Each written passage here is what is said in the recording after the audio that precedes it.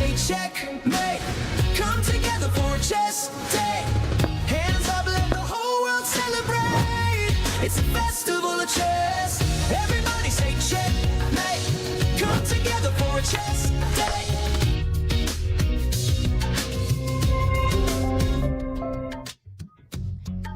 Namaste from the Royal Opera House in Mumbai. It's day 3 of the Tech Mahindra Global Chess League and the stakes are only getting higher. Maza aane wala hai aaj. I am as always joined by an incredible panel here.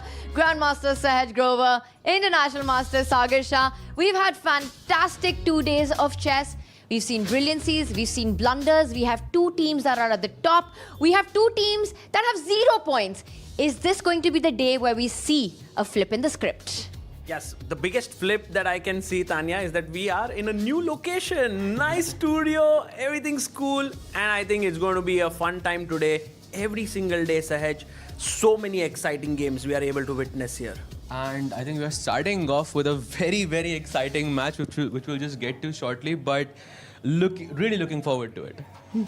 It's going to be an awesome day of chess. And of course, we'll bring all of that up for you. But let's just rewind a little bit and set the stage from what happened yesterday. Agar aap logon ne hame nahi join kiya, to firstly, where were you? There was intense action all around. And there we've got our results. We started the day with a big win for the Upgrad Mumbai Masters, 9-7 against the Fire's American Gambits. We then had the Ganges Grandmasters, though they lost on their icon board. The team went down to take Alpine SG Pipers 13-7. Quite a dominating performance. But you know, dominating we say, look at that scoreline in the 3rd match. The defending champions, the 2 times winner of the Global Chess League, Triveni Continental Kings, they're making a very strong case for their repeat, for their hat-trick, winning 15-3 against the PBG Alaskan Knights. Did you see that coming?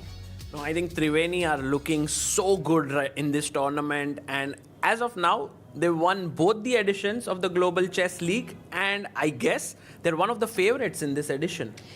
They are one of the favorites, but another team making a big case for themselves is the Upgrad Mumbai Masters, the home team. They have been on fire so far, and what a day of action it was. They won both their matches, and if we go into the action that happened, I mean, you know, they say chess spoke for itself yesterday.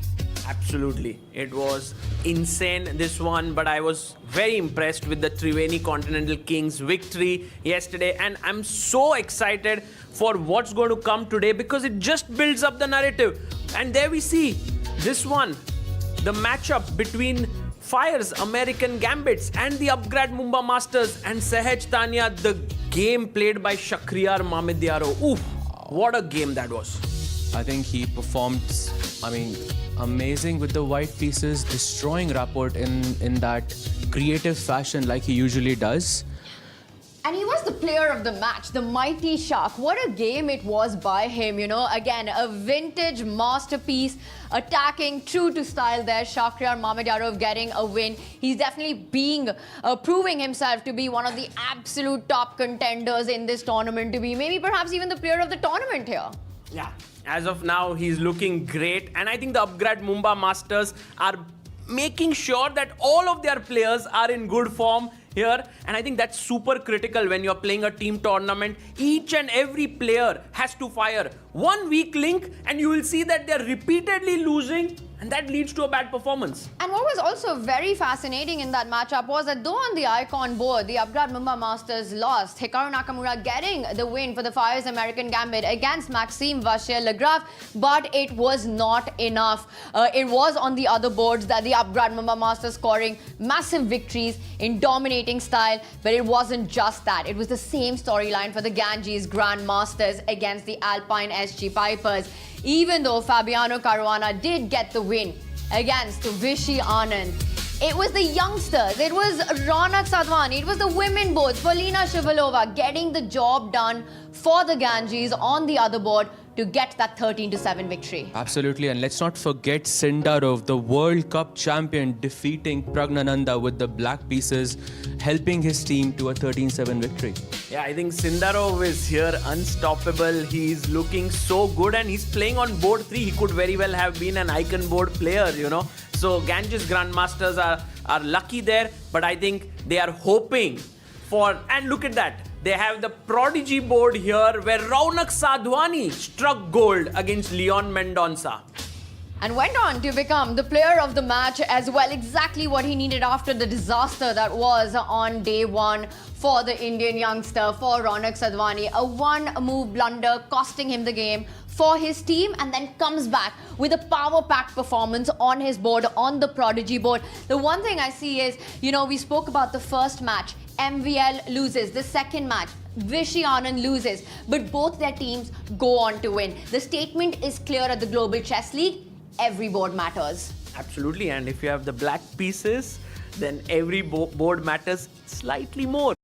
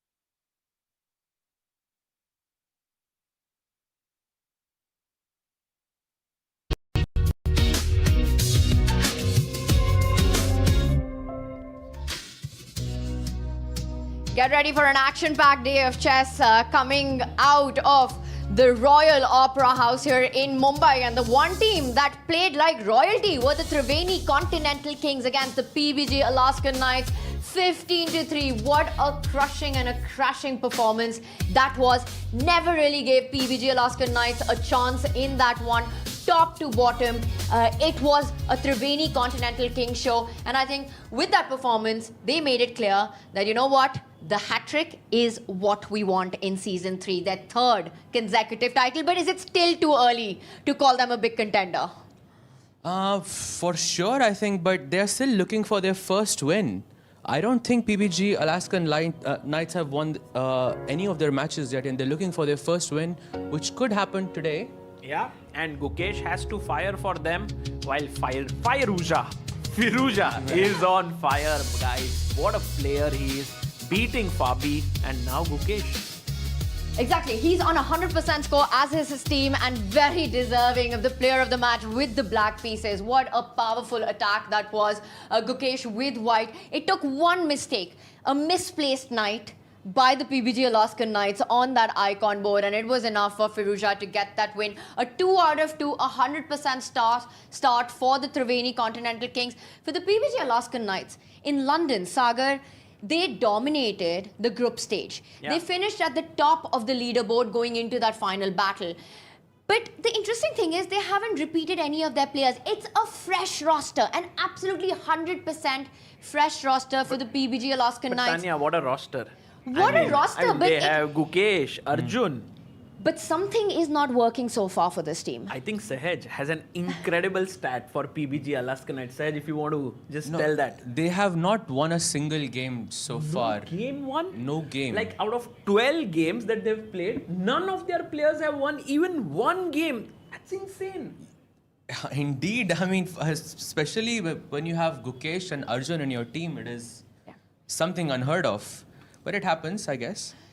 They've got to change the script and they've got to do it right now. This is day 3. It's going to be their 3rd match. They cannot afford to spiral further down into the standings. And speaking of that, let's bring up our leaderboard as we set the stage for 3 epic battles about to happen right here very shortly. And there we have it. Keep an eye on that right column. The match points, super important. The 2 teams to finish on the highest number of match points will play for championship, will play the finals. And right now, it's Upgrad Mumbai Masters and Triveni Continental Kings with a perfect score right there. And 2 teams at the bottom, the Alpine SG Pipers and the PBG Alaskan Knights, yet to get on the leaderboard. And I've got a question for both of you. Sagar, I'll start with you on this. If you are right now talking to Fabiano Caruana from the Alpine SG Pipers and Gukesh from the PBG Alaskan Knights, how are you pushing them to rally for their teammates today? No, I mean, the best thing that's happening for both these teams is that they're playing the leaders. So if you look at it, PBG are playing against Ganges. That's not a leader. They are on 3 points. But Alpine are playing against Mumbai. So Gukesh, if I'm talking to him, I'm like, Gukesh, you have to do what your mentor has told you to do. But the problem is, he's playing against his mentor. He's playing against Vishy Anand today. So, he has to use all his learnings from Vishy, applied against him. So that's a crazy matchup there. And then Fabi, I mean, what to tell him? Yeah, he's playing really well. He did win his game yesterday. I think these players don't need any advice. They just need this momentum to start flowing. Good point. I think for Gukesh in this sense, I mean, I don't think Vishy has been in the best form either because he has lost both of his games on the icon board. And I think it takes some time to find your flow, especially when it comes to faster formats in chess. And that's what it is. Just keep playing and until it works. They have to make it work today. Is it almost fair to say that if PBG Alaskan Knights and the Alpine SG Pipers aren't able to get that much needed, their first victory today, it's almost impossible to see them to make it through to the finals? I mean, we're looking at top 2 finishes, losing 3 matches in a row. Is that absolute disaster? And then there will be 2 teams who are really doing well right now, like the Mumbai and the Triveni Continental Kings. So, in a way, if you are on 0 out of 3, I think Tanya, Sahaj, it might just happen that you might not make it to top 2. So, it's a very critical day. Super important day for our team, especially the ones at the bottom of the leaderboard. But now it's time to set the stage for the action that's about to come up. I like where your head's at, Sahaj. The matchups that you're pointing out, just how important it is. Let's bring up what the roster looks like today, the action that's coming up, and look at what we start with. It is Vishy Anand's Ganges Grandmasters who've got 1 match victory so far against Gukesh's PBG Alaskan Knights. We'll follow that up with the Triveni Continental Kings taking on the Fire's American Gambits, and then we will end the day with the Upgrad Mumbai Masters against the Alpine SG Pipers. But I think we have to touch upon what we see at the top of this roster today that we have, the fixtures in front of us. You mentioned it. It's going to be on our icon board. Vishy Anand against Gukesh. India has 2 world champions and they are going to be playing against each other, and it cannot get more exciting than this as an Indian fan. You know, I was down there in the fan zone today, and I was meeting people, and they were all like, "We are waiting for 5 p.m. We want to see Vishy take on Gukesh." And you know, they've played each other before, but never after Gukesh became a world champion. This is their first encounter. It's the matchup of the mentor versus the prodigy, the torchbearer of Indian chess, the legend himself, Viswanathan Anand, taking on the trailblazer, the current world champion, Gukesh Tomaraju. And of course, we will be breaking that match down further as the Royal Opera House gets warmed up with all the chess action, the celebration that is the Global Chess League. We've got fans here coming across. There's a simul going on. Tanya, this is my Narva. She's an IM. She's giving a simul here. So guys, if you just come here to watch the matches, you could very well play a simul against one of the top players. Yeah, yesterday it was Dubov who was doing a simul. Before then it was Jaws Pem. So many people are just, can just have fun here, play some chess. A lot of fun to be had on and off the board. It's a celebration of Chess Global Chess League. We come back with more fun on the other side of this break.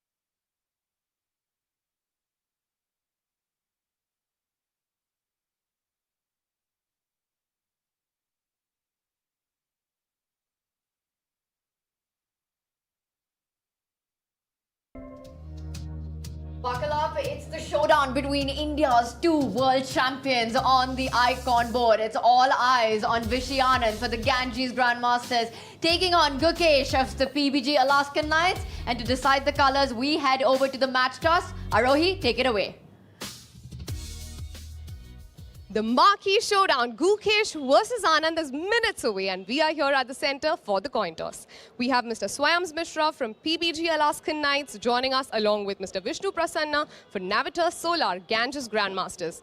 Also joining us for the coin toss today, Mr. Sagar Shah, co-founder and CEO, Chess-Base India, along with Mr. Bharat Singh Chauhan, tournament director, and Mr. Ashok, chief arbiter. Mr. Swayams Mishra will be taking the call.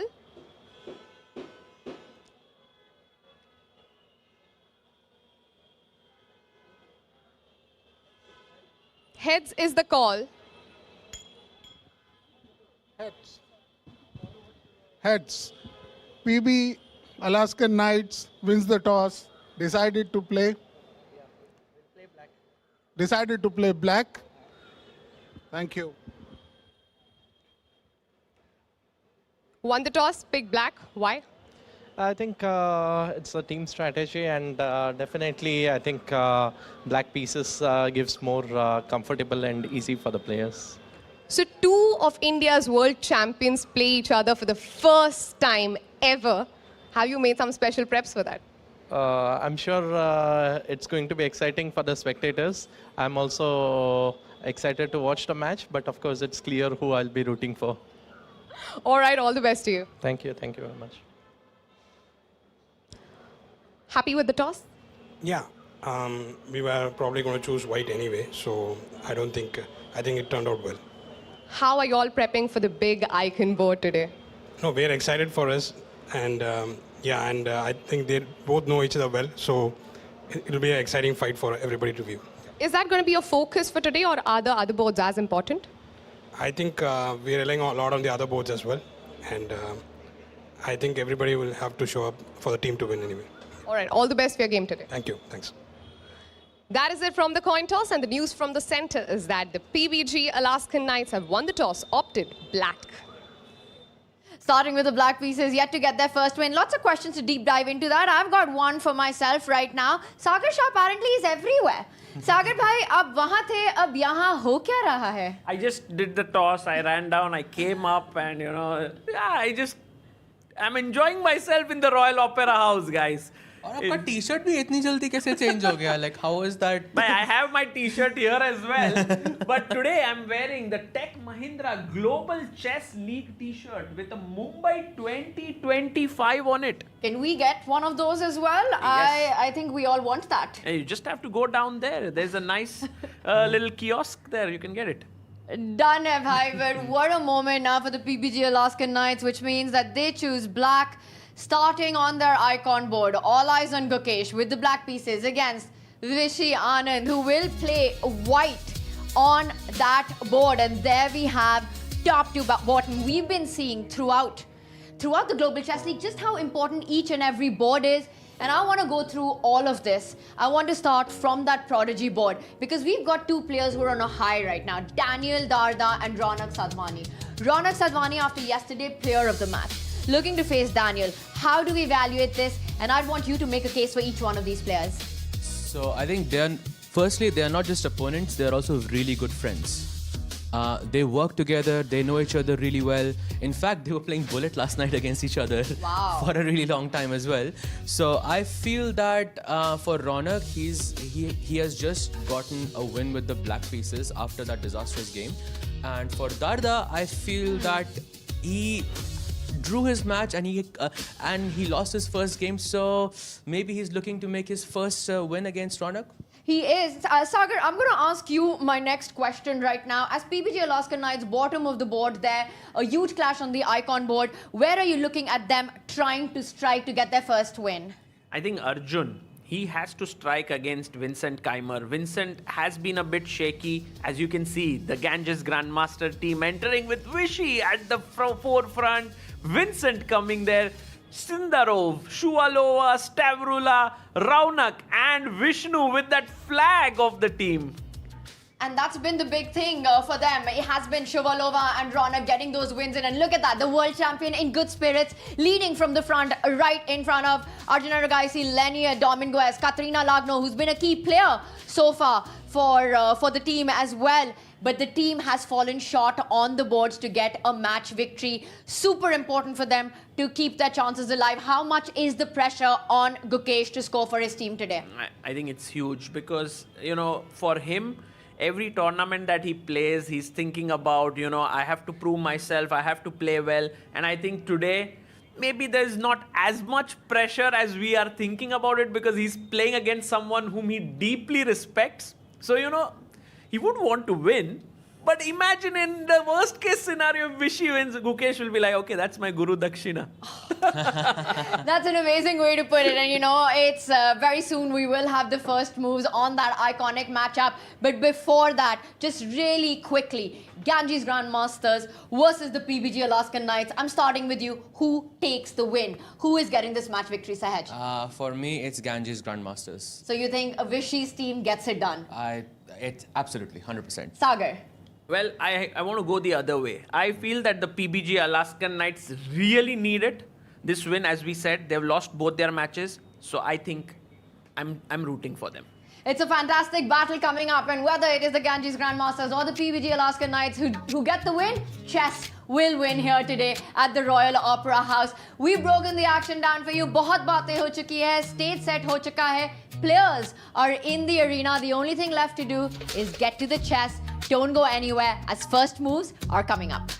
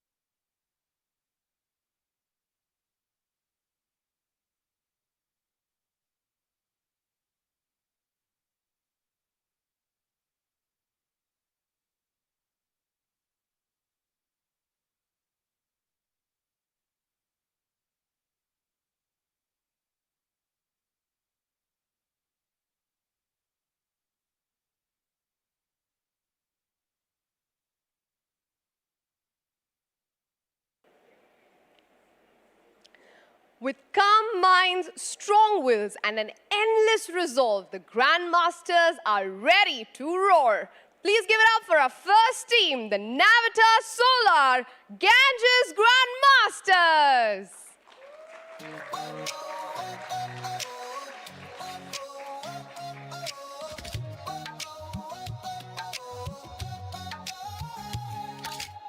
Spotlights burning through the night, legends stepping into the light. Crowds roar like a rising tide, biggest stars standing side by side. Cameras The players to my right, five-time world champion Vishwanathan Anand,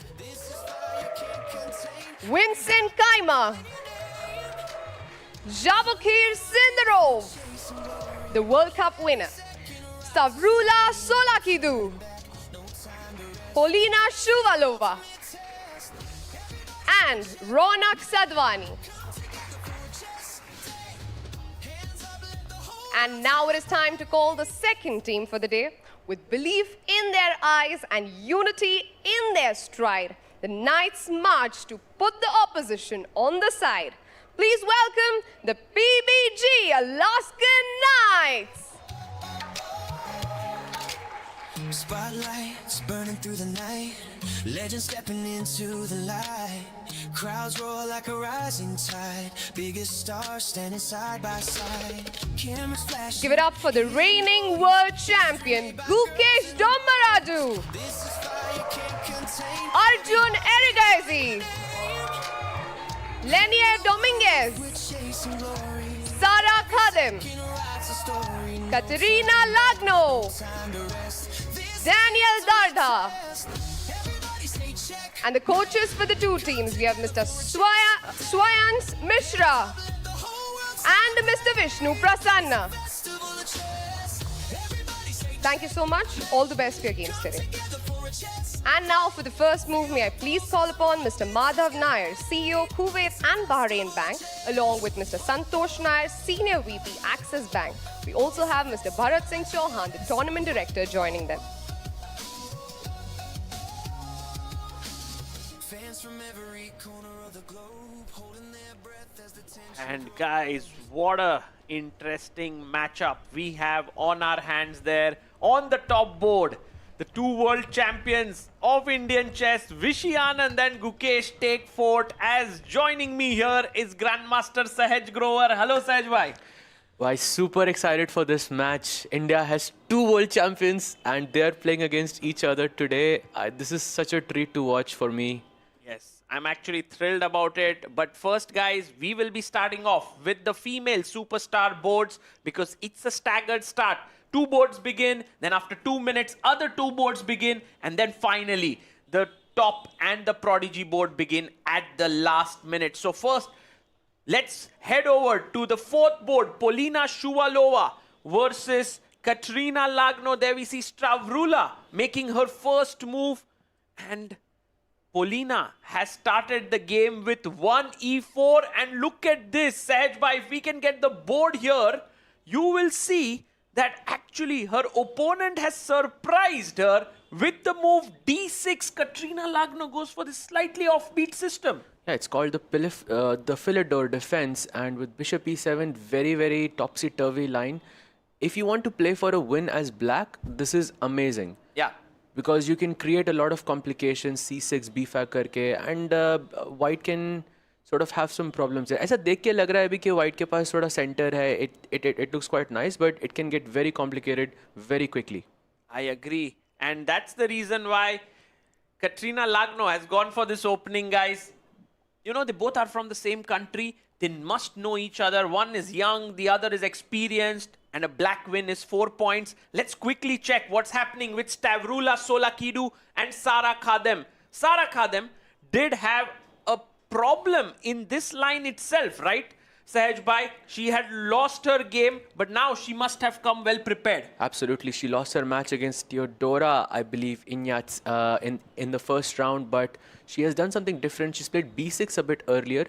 Abhi knight e5 करके एक threat आ सकता है, but the problem is I can just capture that knight back on e5 and your queen is attacked. And this you can't take, right? And so this is very interesting where we are. Very quickly, we have next two games that have begun. Vincent Keimer versus Arjun Erigaisi. If we can go to board number 2 there. There we have it. This one has started off with Vincent playing a calm opening with knight f3 and b3. And we're seeing now some kind of an English. Yes, some nice transposition there. And Sagar bhai, Oh, I think we are going to the top board. Let's head over there. Vishy Anand opens the game with pawn to e4. And we have Raunak Sadhwani playing against Daniel Darda with knight f3. Let's go to the icon board. Oof. Yep, and look at that. Gukesh going for the Taimanov system, well, Taimanov and Khan, and he's trying to play for a win against D3? Vishy. No, he went Let's D4. go, D4, proper game on the board. Why are we excited? Because the Open Sicilian is considered to be a fighting opening, and we have the Sicilian Khan. Oh my God, Amruta would be right now dancing. This is her favorite opening.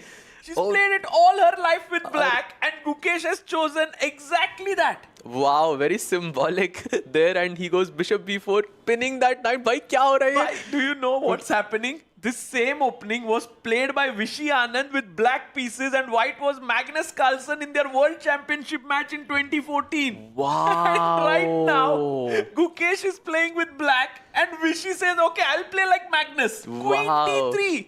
I'm pretty sure this was played in that match. Wow. And what happened? And what was the result of that Well, game? Magnus had won, but it was this epic blunder. Do you remember knight takes e5, which Vishy had missed in that Oh. match? This was the game. Oh, I see. I didn't remember the opening, but wow, what a choice by both of these players. Super exciting, dynamic chess. किसी को draw नहीं करना है आज. And we love it. सबको आज fight कर रहा है. Especially Gukesh wants to fight. Look at that. He's looking to his left. And we remember that when someone looks on their left, they're trying to recollect their opening line. Bishop e2 has been played here, and Gukesh can play many different ideas. He can put his pawn on d6. He can castle. Knight can come out on c6. Knight can go on d7 to c5. If people Very are wondering interesting. why Gukesh is thinking here, that's because Bishop e2 is the second most popular variation in this position. a3 is probably what he had prepared, जो Vishy sir ने खेला ही नहीं है. And he goes knight c6, the best move. Knight c6, he's challenging the knight in the center of the board. Whether Vishy will take that or not is the question. You know, knight takes c6, maybe not. It just helps black. And Just knight takes to- c6 ke baad, you can go with, I think, bc6 or dc6. Both of them seem quite promising. But I think Vishy sir will still have a sizable advantage there. But what I really like here, Sagar bhai, is just go short castle. Ignore it. Bhai, simple खेलते हैं. And if you take here, then don't be afraid of creating doubled pawns, because that means that all the dark squares are weak here, and so it would be a big price to pay even if you win a pawn. Exactly. Double pawns hai, but साथ में double bishops bhi hai हमारे पास, and we can see that. Oh, he took actually. Vishy took here. And Gukesh has now an option. इससे मारो या queen से मारो. And I think queen takes would be the worst of the lot because it just allows pawn push. Exactly, and the pawn on g2 is not really hanging. If people are wondering that, there's bishop f3, and you will just capture that knight on f6 and just be winning in the next move. Gukesh has played, he goes d takes c6, the best move in the position, and the most popular one as well. And an interesting fact actually, is position mein, even though the bar says white is slightly better, historically, black has outperformed white here. Wow. So that means that this is actually a practically perhaps nice opening to play for Gukesh. But now the big question, do you give up your bishop or do you place it back on d6, e7? Do you keep that bishop? I think you should go bishop e7 and keep your double bishop, because in Sicilian Khan, dark bishop बहुत important होता है. And you can follow up with e5, short castle, bishop e6 and so on. Yes, that could be a very cool thing. And guys, while we are seeing these scenes inside the Royal Opera House, right outside it, we see an incredible simultaneous exhibition happening with the players who have come there against Mai Narwa. Very strong player who's one of the ambassadors of this tournament. And she's not playing at the event, but she's making the others sweat here outside. So beautiful to see this atmosphere. Absolutely loving it, and Gukesh is still thinking. Actually, he has gone bishop d6 in that position. Oh, he played his bishop to d6 and Vishy quickly pushing his pawn to h3 bhai. Short castle karna in the next move because the h2 pawn was hanging. And I think Gukesh responds with short castling. I like Gukesh's time management so far. Let's remind everyone, there is no increment until move 40. And Gukesh keeping that healthy 40-second advantage over Vishy sir. I think it's quite good. And now, Sahaj bhai, black can put the rook on d8. And guys, if you are not careful and you play bishop e3, a quick question to the chat. What move do you play here? Black to play. It's a very strong move. You simply lose the queen. Absolutely. It's a nice discovered check with bishop h2. And then you capture on d3 and black is just completely winning, yeah? Game over. Just game So over. these are some of the threats that are there, and he plays it. He brings his rook to d8 and he's setting up this nasty trick here. I'm pretty sure that the queen will move to e3. And by the way, guys, look at the number of people who have turned up for this encounter between Vishy and Gukesh. There you see the crowd. Maybe guys, you can quietly wave at us. And yeah, beautiful to see so many people coming in because, of course, this is an iconic game. You know, when will we see Vishy and Gukesh playing again against each other? So it's beautiful. This has never happened before, and this is definitely a treat to watch for everyone.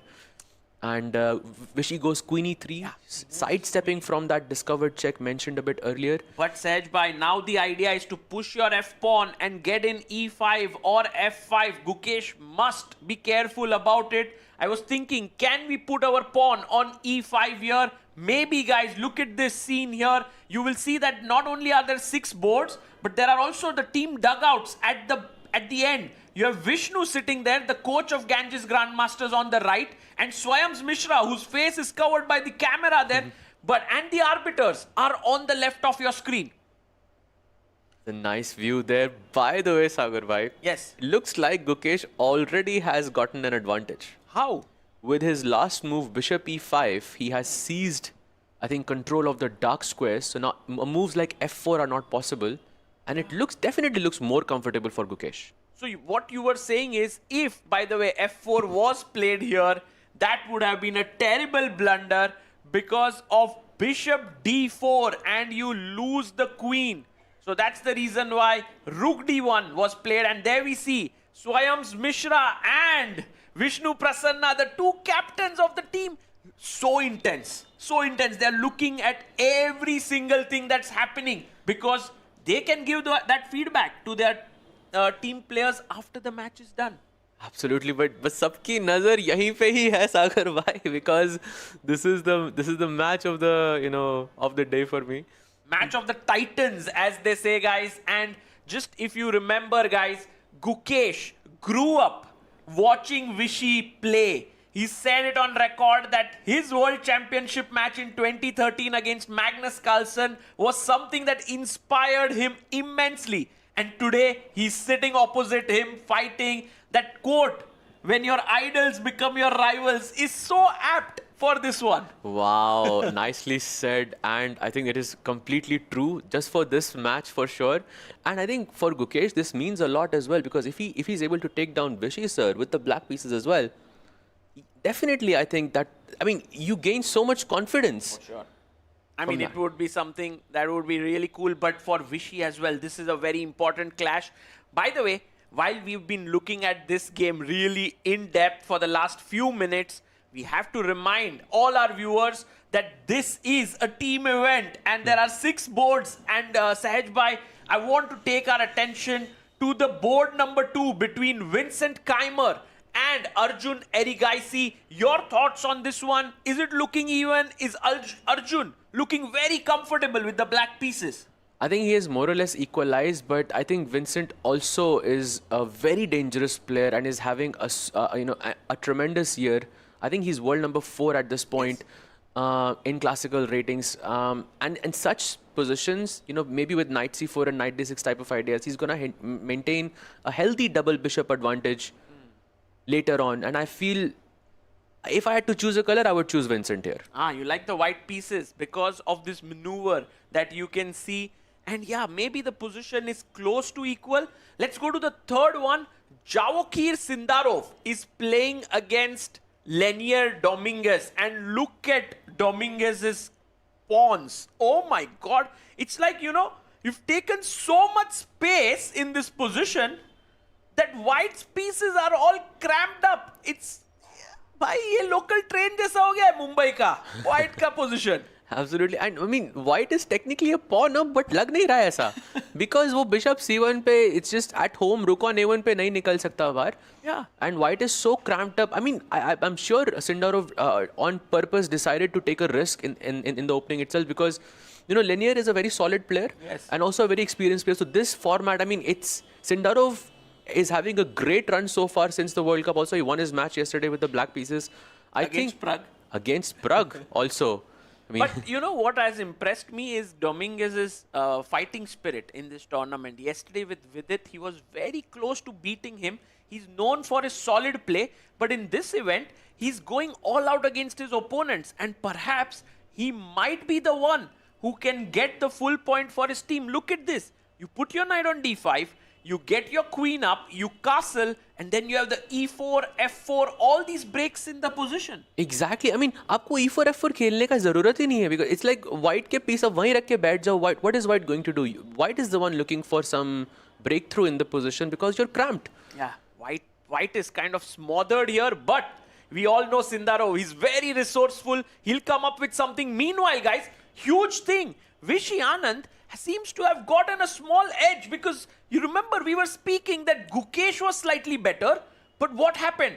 We see here that after rook d1, bishop d1, Gukesh, instead of playing pawn to c5, which I thought was the most natural move here, he went bd7, and suddenly Vishy was like, wait a minute, Gukesh, what are you planning against knight e2? I'm going f4 next.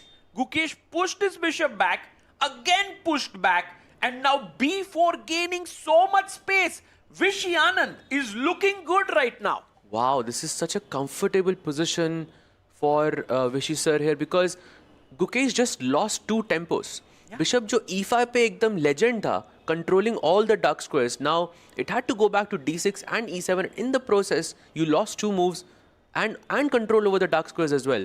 Yeah, can we go full screen on Vishy and Gukesh there, and we have that small board? Because, you know, I'm kind of sensing here, Sahaj Bhai, that Gukesh feels a bit worried. He goes queen e5 next. He's attacking the rook in the corner and also the pawn. So only move for Anand now. I'm pretty sure he'll play it within like few seconds, because, and there you are. He goes knight c3. Good move by Anand. It's a serious advantage now for Vishy. Wow. This will be a huge win for Vishy if he gets it. Wow, look at this. And he's getting f4 and e5, like also with another tempo. But कितने tempo आएंगे इस position में? And Gukesh is in serious trouble here.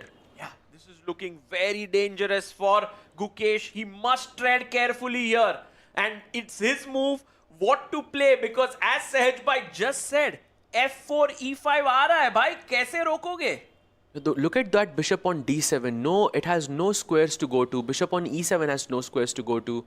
I mean, this is the type of position where you really have to think a lot, because one bad move can turn a worse position into a completely lost one. Right. This is one of those positions. And do you see Vishy there? He, you know, I've always seen Anand since he's been playing for, you know, like 3 decades. Whenever I've seen him on camera, he looks a bit nervous, a bit sort of something's wrong, but that's his style, guys. Don't mistake it for nervousness or something. He's just excited. He's feeling it. He's calculating all the lines in his head. It's just moving. For sure. And this is like a battle of their own, yeah, because they're both world champions, and winning one game would mean so much.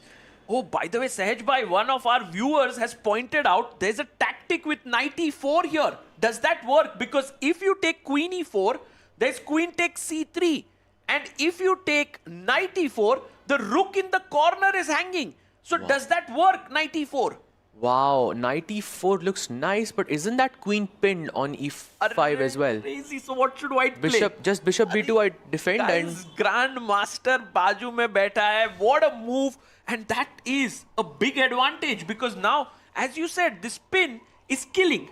Wow, there's some queen e4 ideas in the next move, and you can lose something. But is this what Gukesh is calculating? I think he's calculating this. He's calculating now f5. He's seeing that if f3 is played, oh, I have bishop g5 winning the game. And you know, Gukesh might be getting excited here. Has he played it? No, he doesn't go for it. He goes a5.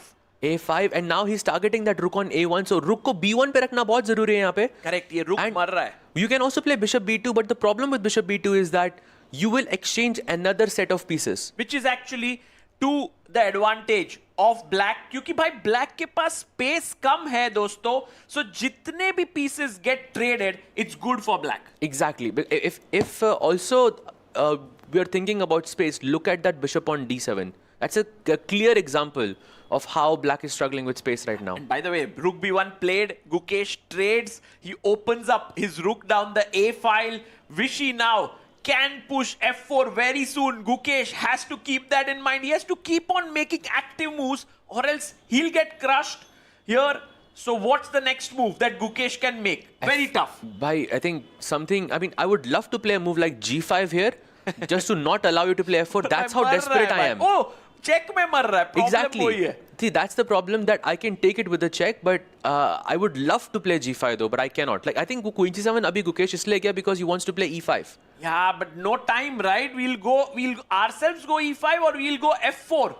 What do you think? I think F4 looks really tempting क्योंकि अगर आपने E5 फिर खेला तो मैं F5 खेल सकता हूँ. Correct. And gaining even more space in the process. Right, and guys, while Vishy is leading from the front here, another good news for the Ganges Grandmasters. On board number 4, Polina Shuvalova is getting a serious edge and she has won both her games. Sahaj bhai, she's delivering once again. Wow, and Katrina Logno taking that risk early on, but it somehow has not paid off. And I would say still the position is kind of complicated. Yes. But look at the time difference. 5-minute ka difference between these two players, and without any increment is a huge problem for Lagno. The same thing happened to her yesterday as well, where she had a more or less an equalish position and she lost on time. And also these threats, knight takes pawn, pawn takes here, the knight is hanging, ye pawn thoda sa weak hai. It's not an easy position to play for Katrina Lagno, but if there's one guy who's kind of pulling it back for the PBG Alaskan Knights, it's on the Prodigy board. There is Daniel Darda, who's actually trying to checkmate Raunak Sadhwani. Ye dekho, rook and queen battery along the H file. Wow, he just threw H5, H4 by sub-sack or the full attack mode on. Usually in chess we say develop your pieces, then create the attack, but यहाँ पे कोई rules follow नहीं कर रहा है. Bishop को निकाला भी नहीं है. King is in the center, the rooks are on their original squares. It's a very original game that Daniel is playing. Exactly, very creative indeed. And now the pawn on H2 is the target here. And black can somehow, develop in the next few moves as well with E6, bishop E7 and so on. Long castle bhi ho sakta hai is position mein. Correct. And the question for Ronak is, what do you do on the king side? Kya karenge? Yes, exactly. It's not easy for Raunak to make progress here. So Daniel Darda is someone who's pressing. And guys, talking about PBG Alaskan Knights pressing on board 2. Arjun Erigaisi is also kind of pressing here, I feel, because, said by look at this bishop, blunted by the two black pawns. This pawn giving space, the knight looking a bit offside. It's coming to G3.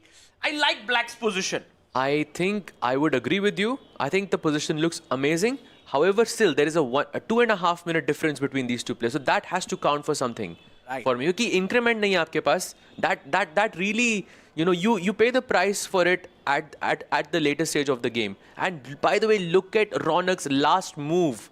Raunak Sadhwani board. Let's go to the Prodigy board. He's come back with his bishop. He wants to move his bishop to the other side. Exactly. This is a sign that you accept that your position is really, really bad. And now going to the icon board. Guys, Gukesh has pulled back some things here because Vishy Anand, after Queen C7 where he had a big edge, had to play a move like Knight A4 to B6 or F4 as we were talking, but he went in a bit too soon. Unhone E5 push kiya and Gukesh was like, thank you Vishy sir, Knight to D5. I can now perhaps trade a few pieces. My knight is on a good square and now it's looking slightly better for black than what it was before. For sure. Looks like Gukesh is making a comeback of some sort, but he still needs to find a breakthrough. Like some G5 echo bhai. He can play it because imagine take. If he goes G5, the E5 pawn can become a bit soft. You can attack it. But okay, it's a bit too wishful to think that would happen right now. Maybe H6 and G5, yeah? Sorry? Maybe H6 and G5. H6, G5, Sahaj bhai going for this idea. Yeah, that could be a good one. But Sahaj bhai, just let's put the bar and the engine aside. Just practically, do you think this position is easier for white to play? 100% yes, because black ka sirf ek hi piece hai, that knight on D5. Right. That's the soul of the position for Gukesh. If you can remove that knight from the equation, then I think Vishy sir really, I think he's borderline winning for me. But that knight is... Look at Gukesh. Gukesh goes H6, guys. Planning for Sahaj's move here. G5, if that comes in, that would be something. But can we take? The knight takes knight. And then, of course, you must take with the C-pawn.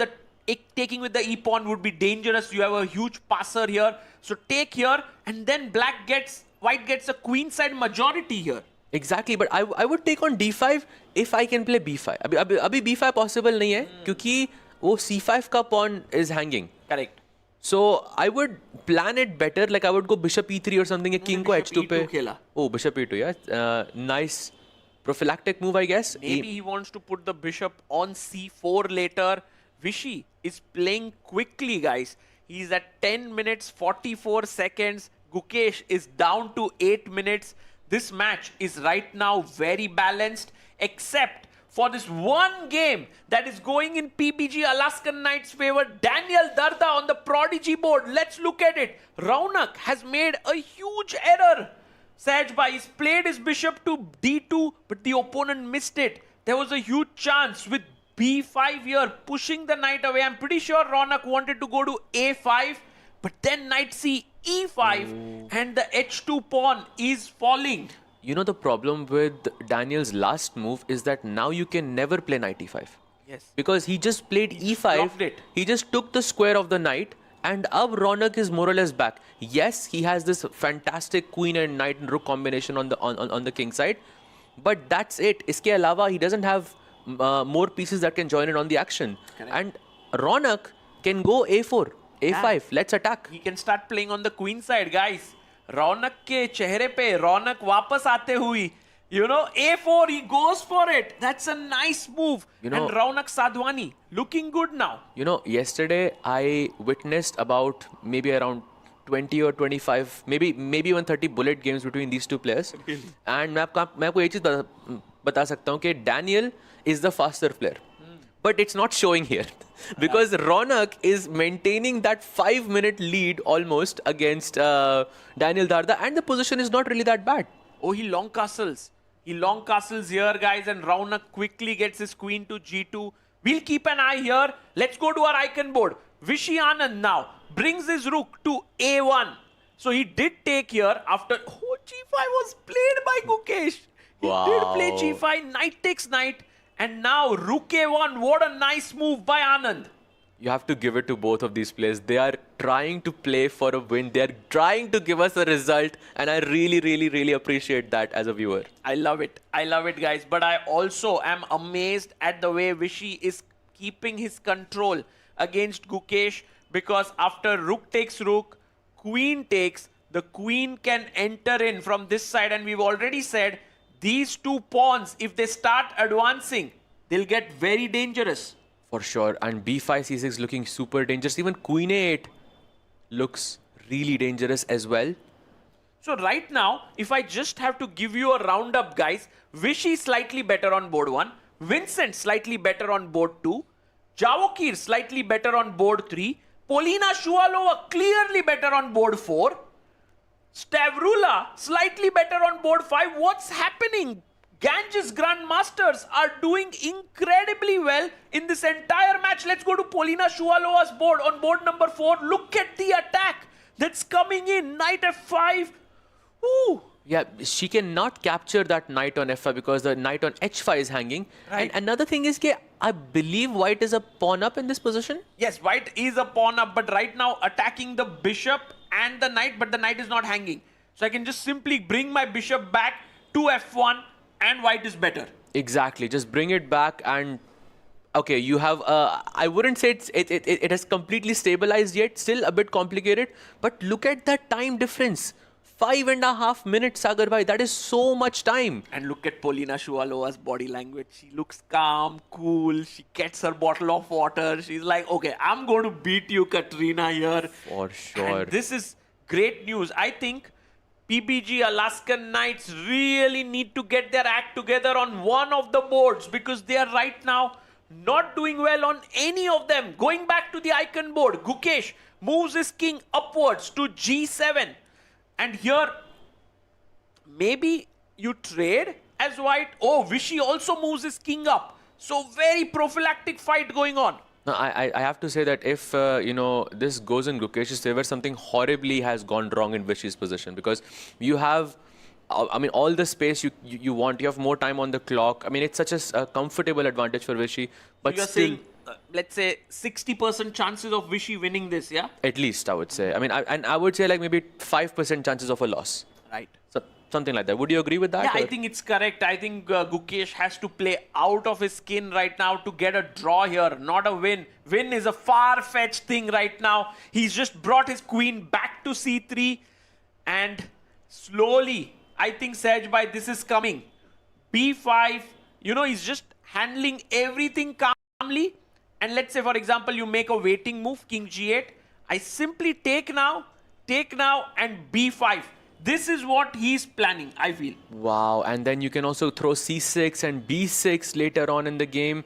And meanwhile, Gukesh is still looking for that counterplay that doesn't exist. Yeah. At least not right now. No, it's a tough position for Gukesh, and Gukesh always loves to do something, you know, in the position. But when you don't get to do something, what do? You have to wait. And I think Vishy has played a great game here. He is better. I'm very excited for the finish of this game. And meanwhile, guys, a huge moment in board number 5. Stavrola Solakidu is winning totally. She's 2 pawns up right now. And I mean, she's 1 pawn up. But look at these 2 passers here. They are too strong. They're connected pass pawns. Okay, Sara does have a rook on the 7th rank, but the 2 passes are just going to be very dangerous later on in the game. Yeah. So she should be able to win this game. I mean, Stavrola should convert this. Right now, everything that can go wrong for the PBG Alaskan Knights is going. Let's go to the icon board once again. Gukesh down to 3 minutes, 40 seconds. We're trying to keep an eye on this game because it's an iconic game on the icon board. Queen d8. Absolutely, and they have played 32 moves so far. So a draw offer can be made. But I don't think Vishy sir is going to accept that draw offer. But within 7 moves, Gukesh is going to get that 2-second increment, which is going to be needed in order to defend this, I would say, a very complicated position for Gukesh. He goes queen d8. I think he's just waiting. Yeah, he just goes queen b8 and queen d8. He's not sure how to continue the position forward. He's waiting there, and guys, the tension is growing in this playing hall. All 6 boards are continuing, and on the last board, we have a result right now. Raunak Sadhwani and Daniel Darda have drawn their game. A big result for the Ganges Grandmasters there because Raunak was worse. Yes, but he maintained that extra time on the clock, and they ended up repeating, and it was a 3-4 repetition. I think a fair result for both players. True, and they're talking there, they're discussing, and I think clearly Daniel Darda has missed an opportunity. Meanwhile, guys, some things looking up. Let's go to the icon board between Vishy and Gukesh. F takes G5 played here, but just as I was saying, some of the advantages like Stavrola totally winning is no longer winning totally. It's come back to equality against Sara Khadem on board 5. So maybe the PBG Alaskan Knights have something going their way. Look at this. She's still a pawn down, but somehow the rooks are active. Maybe the knight can at some point want to jump into these weakened light squares. I don't know. If I can get that knight to f3, I'm choosing black. I'm definitely choosing black, but getting that knight to e5 is going to be a challenge here for Sara Khadem. Meanwhile, for Stavrola, I think she has to try and find a way to push those pawns on the queen side. Neither of those is an easy task here. I agree. And by the way, guys, Javokhir Sindarov on board 3 is winning here, is clearly better against Lenier Dominguez. This guy, what a fighter he is. He had a worse position. He now is coming with his queen in. Sejbhai h5 is in the air. I don't think Lenier will be able to hold this. I completely doubt that as well, because he, once again, I think there are 2 boards. One is the icon board with Vishy and Gukesh, where the difference is 5 minutes, and this is board 3 between Javokhir and Lenier, where again the difference is around 5 minutes. That's too much time. It's too much. And let's quickly head to Vishy Anand versus Gukesh. Gukesh avoiding the rook trade. And Vishy's like, thank you so much, Gukesh. I'll just put my rook on the 7th rank, and I'm now crushing this. B7 hanging, guys. +2 advantage for Vishy Anand. Wow, he's objectively winning in this game now. Wow, he's about to win against Gukesh. Look at Vishy. He's like, by the way, look at this move.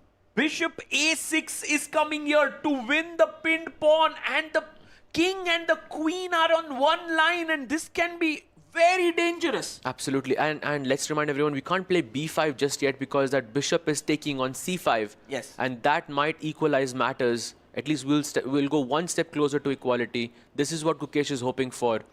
Do you think Vishy will play bishop a6? ज़रूरत ही नहीं है. I think you just... भाई खेलो. ये देखो bishop a6. If rook b8, boom b5. And now because you moved it away, now I'm coming c6. And again, both of those bishops on e7 and e8 just are not active at all. They're looking for some counterplay, but they're completely restricted. This is complete domination by Vishy sir here. Yeah, Vishy Anand looking really, really good here.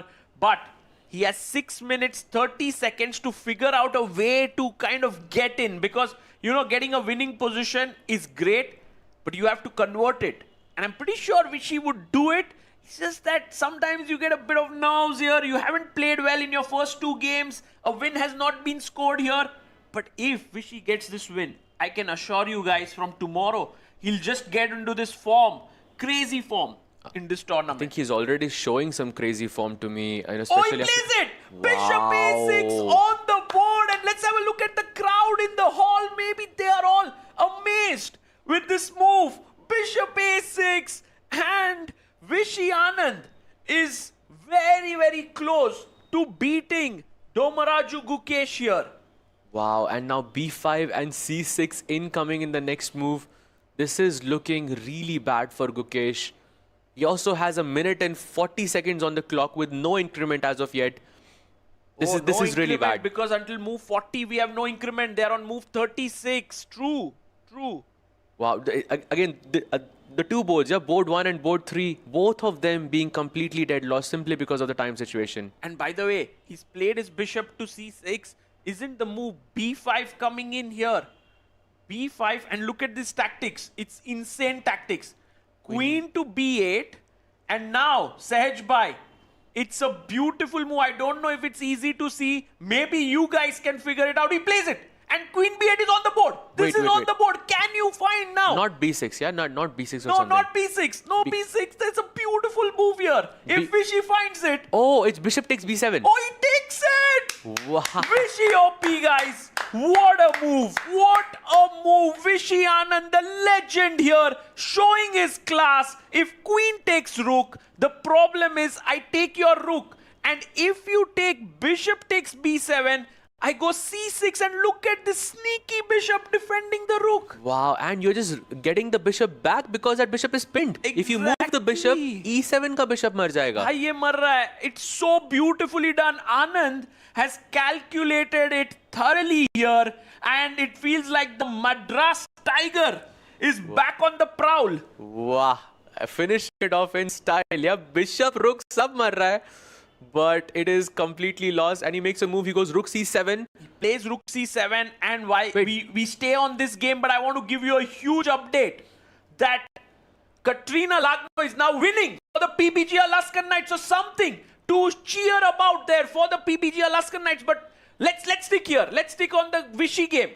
Vishy versus Gukesh. He takes on c6. Bishop takes c6 taken. But that's just rook takes. Piece, yeah, just b6, and you just move the bishop and you just push all the pawns. Push, Bishop push, d7. push. भाई ये देखो ये कितना सुंदर है. You can play bd7. He plays it. I was thinking he might even sacrifice that bishop. Wow. Wow, is that even working? That's working. It Yeah, was wow. working. And now Crazy. c6, c7 coming. I won't be surprised. Yeah, And he was just checking if 40 moves have been done or not, and they have been done. So Gukesh gets 2-second increment. But guys, it's not going to matter. His position is lost right now. Vishy is winning. He goes g4. Bhai, look at this idea. If you go c6, then queen h8, and queen takes h3 check. Maybe. Bhai. If you go here, boom. Arey, queen is there. Queen is there. That You doesn't can't work. even take it. Even, you know, Sahaj's creativity is not working here. So bad is Black's position. You can go queen h8 and c7 ka kuch f4. I mean, you just try something. Yeah, but 12 seconds on the clock. He has to play now. He has to play. And he plays queen h8. वो खेला आपका idea, Sahaj bhai. But it's not working. Vishy is like, he's just making sure all the tactics work in his favor. Absolutely. He has to go c7. I think c7 and just promote another queen, and he pushes the pawn one C7. step away from making 2 queens on the board. By the way, while Vishy is totally winning, no, please stay on Vishy. C7, right now, this key moment. And he takes the queen. Gukesh looks at the other side. Look at this, this is hanging. I think Vishy is going to make a queen here. Now queen takes a3. Just sack the queen and promote a new queen. Yeah, that's it. Ooh, there are 2 queens on the board. Queen H4 final track. Queen H4. Bhai, maar do, rukko maar do. That is so creative. Take it. Though queen board pe, but Gukesh still going for that, last minute tricks. Such a creative move, queen Vishy H4. there, he's like calculating it through and through. He's like, I don't want to take any chances here. I think Vishy is going to do this. I hope kya hai, because if I just go bishop e6, what's happening? Like you give a check. Yes, he did it. He did it. Yeah? Bye, he did it, and Gukesh resigns. Vishy Anand, the legend, the 5-time world champion, beats the current reigning world champion. And what I loved is the smile on Gukesh's face, that respect he had for Vishy in spite of losing. What a moment. Of course. Iconic moment in chess, Sahaj bhai. Maza hi aa gaya, bhai. Maza hi aa gaya. And Vishy sir, OP, and of course, harder for Gukesh, but what a game it was. Beautiful game, and let's go to the remaining game. Let's go to board number 4. Polina Shuvalova against Katrina Lagno here. Once again, Polina has gotten the edge. She's a piece up. She's winning. And guys, while lot has happened in this match, I can tell you the Ganges Grandmasters are clinching this one because Vishy won, Javokir Sindaro won, and Polina is winning. So they will have 3 wins. Meanwhile, yes, Sara Khadem is beating Stavrula, but that's the only win for the PBG Alaskan Knights. Looks like Sara is not winning anymore, by the way, in that game either. So it looks really bad for the Alaskan Knights. They're still looking for their first win. It has not happened yet. Oh, yes. I guess Sara Khadem would get at least that 1 win in. But apart from that, I think the Ganges, look at that. Vincent Keimer has a smile on his face. Vishy is happy. Vishnu Prasanna is like, we have it under control. And Polina Shuvalova wins it here for the Ganges Grandmasters. They've done it. Vishy win, Sindaro win, Shuvalova win, Raunak draw, 10 points in the bag. Vincent drew 11 points. And so it's 11-2 right now. Let's go to the last board here. And can Sara Khadem get PBG Alaskan Knights their 1 win in this tournament? No, Sahaj bhai. I mean, this can be anyone's game because they're both playing on seconds. Both have that 2-second increment now. And for the PBG Alaskan Knights, it's really important to win 1 game because they have not won a single game so far. But it's not happening. It's definitely not happening, and she could even lose this with that A passer. Wow, but they are repeating. No, I think Sara should play for a win, yeah? Because, not much to lose here. I think the match is already lost for them. Yeah, she should play for a win, and the smile on Vishy's face there, he knows that the Ganges have won. And you know, said by yesterday they won, today they won. And look at PBG Alaskan Knights there, Dominguez, Gukesh, they are worried right now. What's happening to them is the question. Why are they not able to fire with such a powerful team? Absolutely. Yesterday, they scored 3 points and White suffering is 4 better. losses. White is better. Stavrula is now pressing here with her outside passer. This is nearly impossible to win as black. This could very well be lost. You are right. You are absolutely right. I think White can play for a win here. White is playing for a win here. White is playing, guys. And Stavrula can make this a whitewash. If she wins here, it would be 14 points for the team of Ganges Grandmasters. Absolutely. She goes knight b6, a4, and now I think she can just capture that pawn on a4 and just go for the draw. Wait. This might be lost for Sara now because that's in the corner. A6 pawn, don't push it because there's a check coming in and you will lose. Oh no! Pai kyun de diya?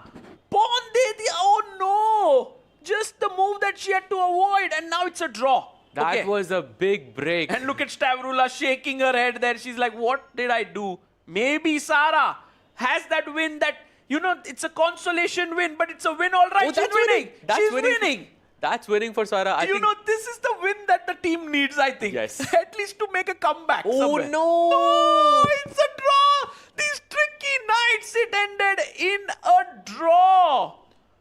A draw here, guys. I can't believe believe, neither can Gukesh nor Arjun. The score is 12-3.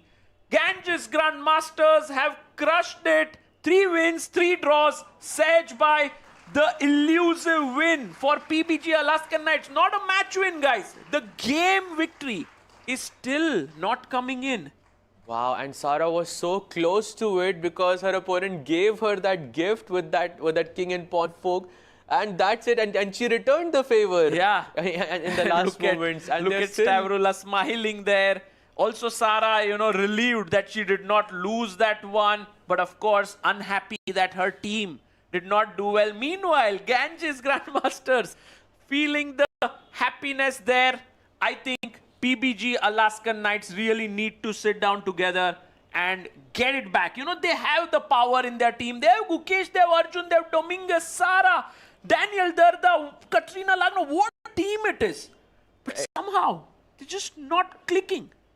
Absolutely, it's very surprising to me that this team is not clicking because it's such a power-packed team.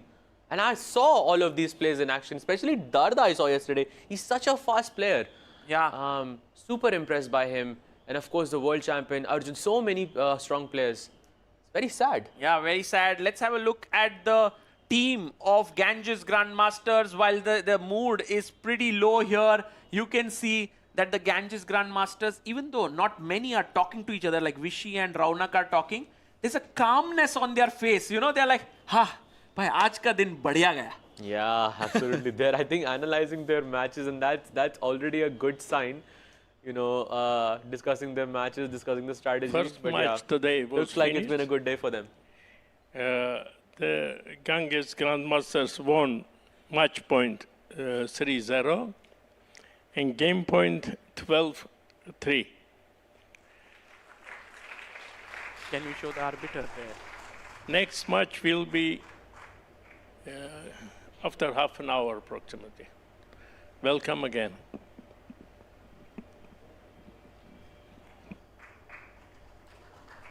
And today we don't have the handshakes, yeah?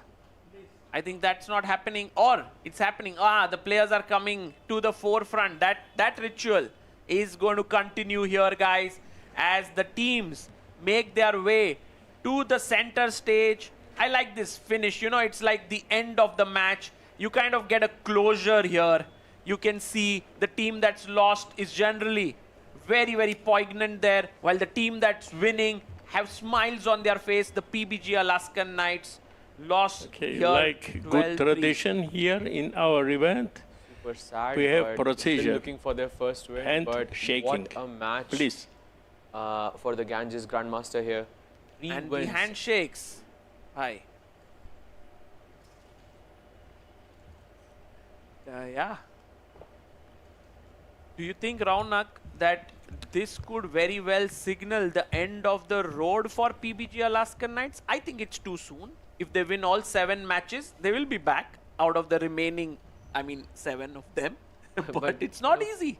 Finding that drive, that motivation, that rhythm, for all 6 players might be a bit challenging for them. For sure. And who should be the man of the match today, guys? There's no doubt. Give it to Vishy Anand. The 5-time world champion deserves it. To get that player of the match award, the MVP, he is like evergreen. Can't believe that he just played such an amazing game. Not even a question. What a game by Vishy sir. Destroying. It was a complete destruction for me. It was very convincing, I think. I agree. And as the players move into the dugout there, we are seeing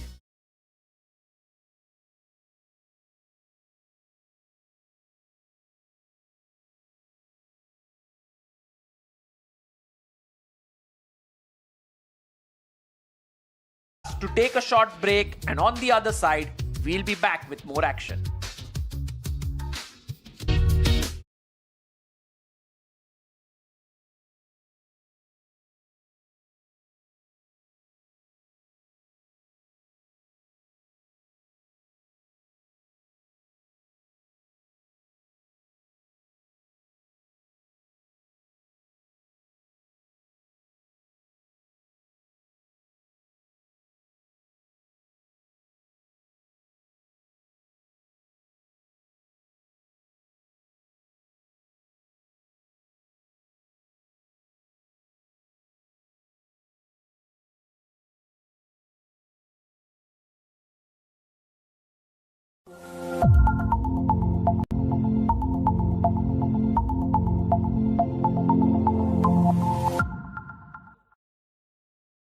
Bharat का अपना solar, Navita solar, India's finest module manufacturer. We bring the power behind every winning move. जब घर में कोई किलकारी गूंजे, ये लोरी की धुन में गाती है। जीवन की आपाधापी में मन को सुकून पहुंचाती है। कोई अपना कहीं खो जाए अगर, सीने से लगाई लेती है। कला अपने भीतर ही रहती है। कला अपने भीतर ही रहती है। कला अपने भीतर ही रहती है।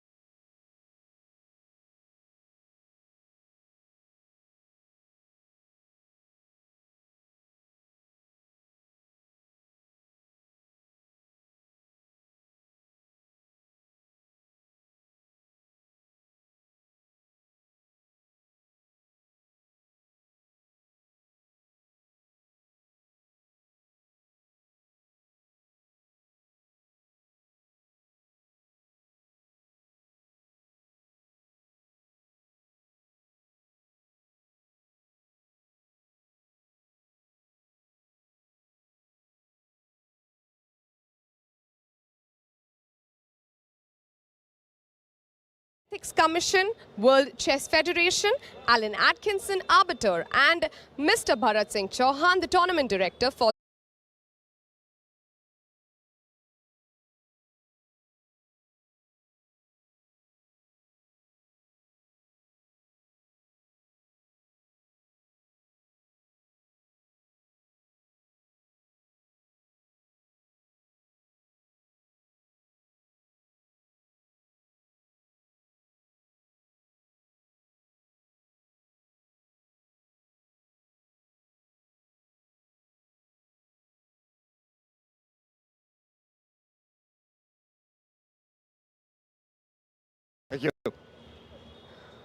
Fire's American Gambits. It is black today. What are your thoughts?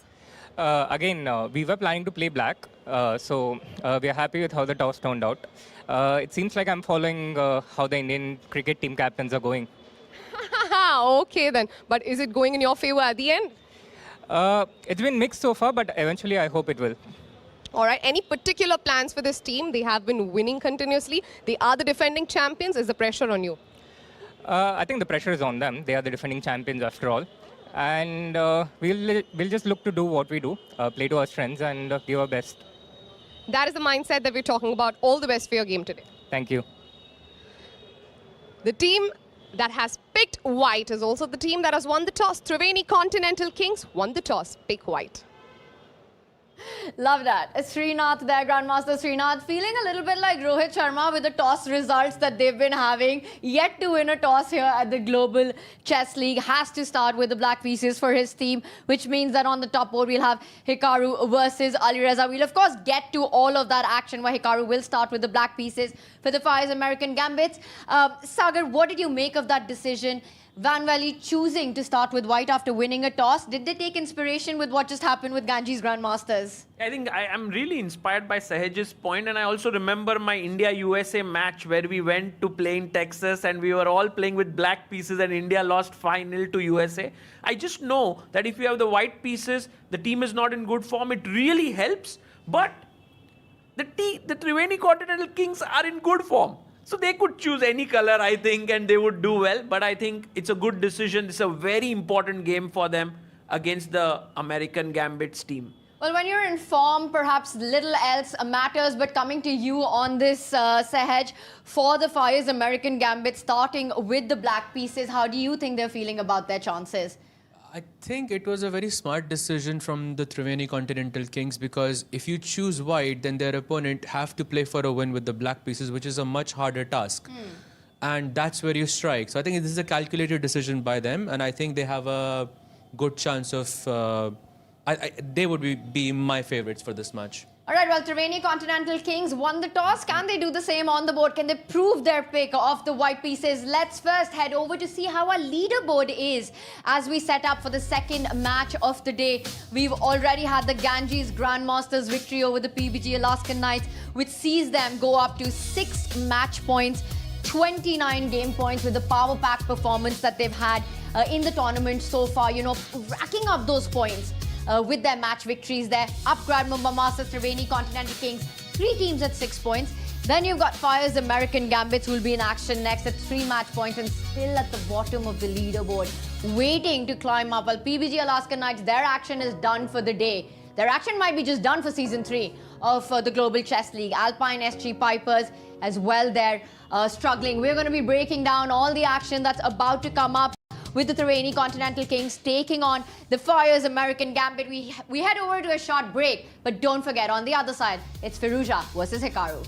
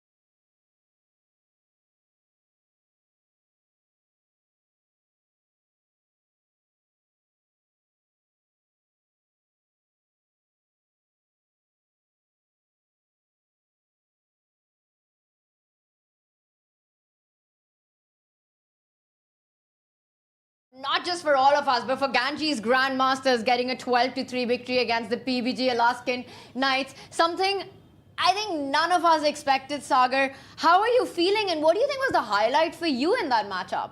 Yeah, definitely Vishy Anand's win against Gukesh was the highlight of the day. What I loved is now the Ganges have reached at the top of the table. They are on 6 points. And if today the Fire's American Gambits also win, then we will have 4 teams at 6 points. That would make the tournament so exciting. And Saj, the fact that Vishy Anand gets his first win and it's against Gukesh. Exactly. I mean, at this point, I think Vishy is back in flow, and this is exactly what his team needs. Well, there is more chess action coming up. And of course, it's been a celebration of chess here at the Royal Opera House. And one man behind all of it is Gaurav Rakshit, Commissioner of Global Chess League. And he's with Arohi right now. In Mumbai, as we say, the mahal at the Tech Mahindra Global Chess League happening here at the Royal Opera House in Mumbai is insane. And the only way that you will know about it is if you come here. But you know, since yesterday, I've seen certain changes here, and who's the best person to ask about all of that? The person standing right next to me is Gaurav Rakshit, the Commissioner, Tech Mahindra Global Chess League. I see quite a few changes that have happened today. Tell me more about it. So I think what we've tried today is a different arrangement of the broadcast. We had a really nice vibe at our venue, and we had our commentators in the open, and I think the audiences loved it.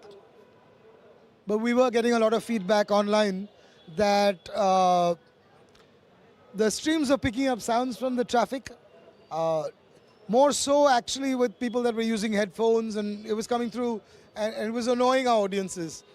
So it was a call that we had to take to try a different route. We've set up a studio in a remote location, which is quiet, and we're trying that today. We still have our old setup. I think what we're going to go for is to try and get the best of both worlds, because one of the things that's changed today is that we're not getting as much ambient sound onto the stream. But as you can see, what's also changed is we don't have the same madness and energy on our fan zone as we had. It's still fairly vibrant, and it's nice because we've got this massive screen where they can see what's happening and they can see their favorite commentators. But both from their perspectives and the commentators' perspectives themselves, Tanya was telling me that the energy is a little different. And so what we're going to try and do is we're going to try and now have throwouts down into the fan zone so that while we still have the primary feed from a location which is a little bit better noise contained, we don't lose out on the madness of what's down there. So let's see. That's kind of the evolution. We keep pushing the envelope on what we try. The headphone gambit that we tried is seeming to be working really, really well. People are thrilled to be able to see their favorite commentators both on the screen as well as in their ears. And I've been talking to players in terms of, is it really bothering them? And it's interesting. It hasn't been as much of a problem. So, you know, these fans come here, they want to meet their favorite players, they want to enjoy this entire atmosphere here. How does this change of venue for the broadcast impact the fan zone? Does it become even more vibrant? Do the fans get a chance to interact with the broadcast audience who's watching them live? How does it work? So yeah, that actually opens up a lot more possibilities to us because we do have a lot of people here. And so in that sense, moving out the broadcast studio has actually created a fair bit of space for us. And so we're going to use that where players from the match, the player of the match, we're going to try and bring them into the fan zone a little bit more, which was constrained because of the broadcast setup. So a lot of that is actually positive in terms of how we go ahead. So let's see, we'll keep building, and I know that, you know, sometimes people worry about whether we'll take offense to what they're saying about us on social. We're listening, we care that you care enough to tell us how to get better, and we'll keep doing that and give you the kind of stream that you truly deserve. So that's on us. I think this is going to be an experience of a lifetime for all those chess fans who would want to come here, experience the vibrant environment and also meet their fans. Tell me this, this we're talking about the fan zone outside arena. How about the arena inside? What is so special about that? Somebody who's come to watch the game. How is it going to be an add-on for them if they come here and watch it?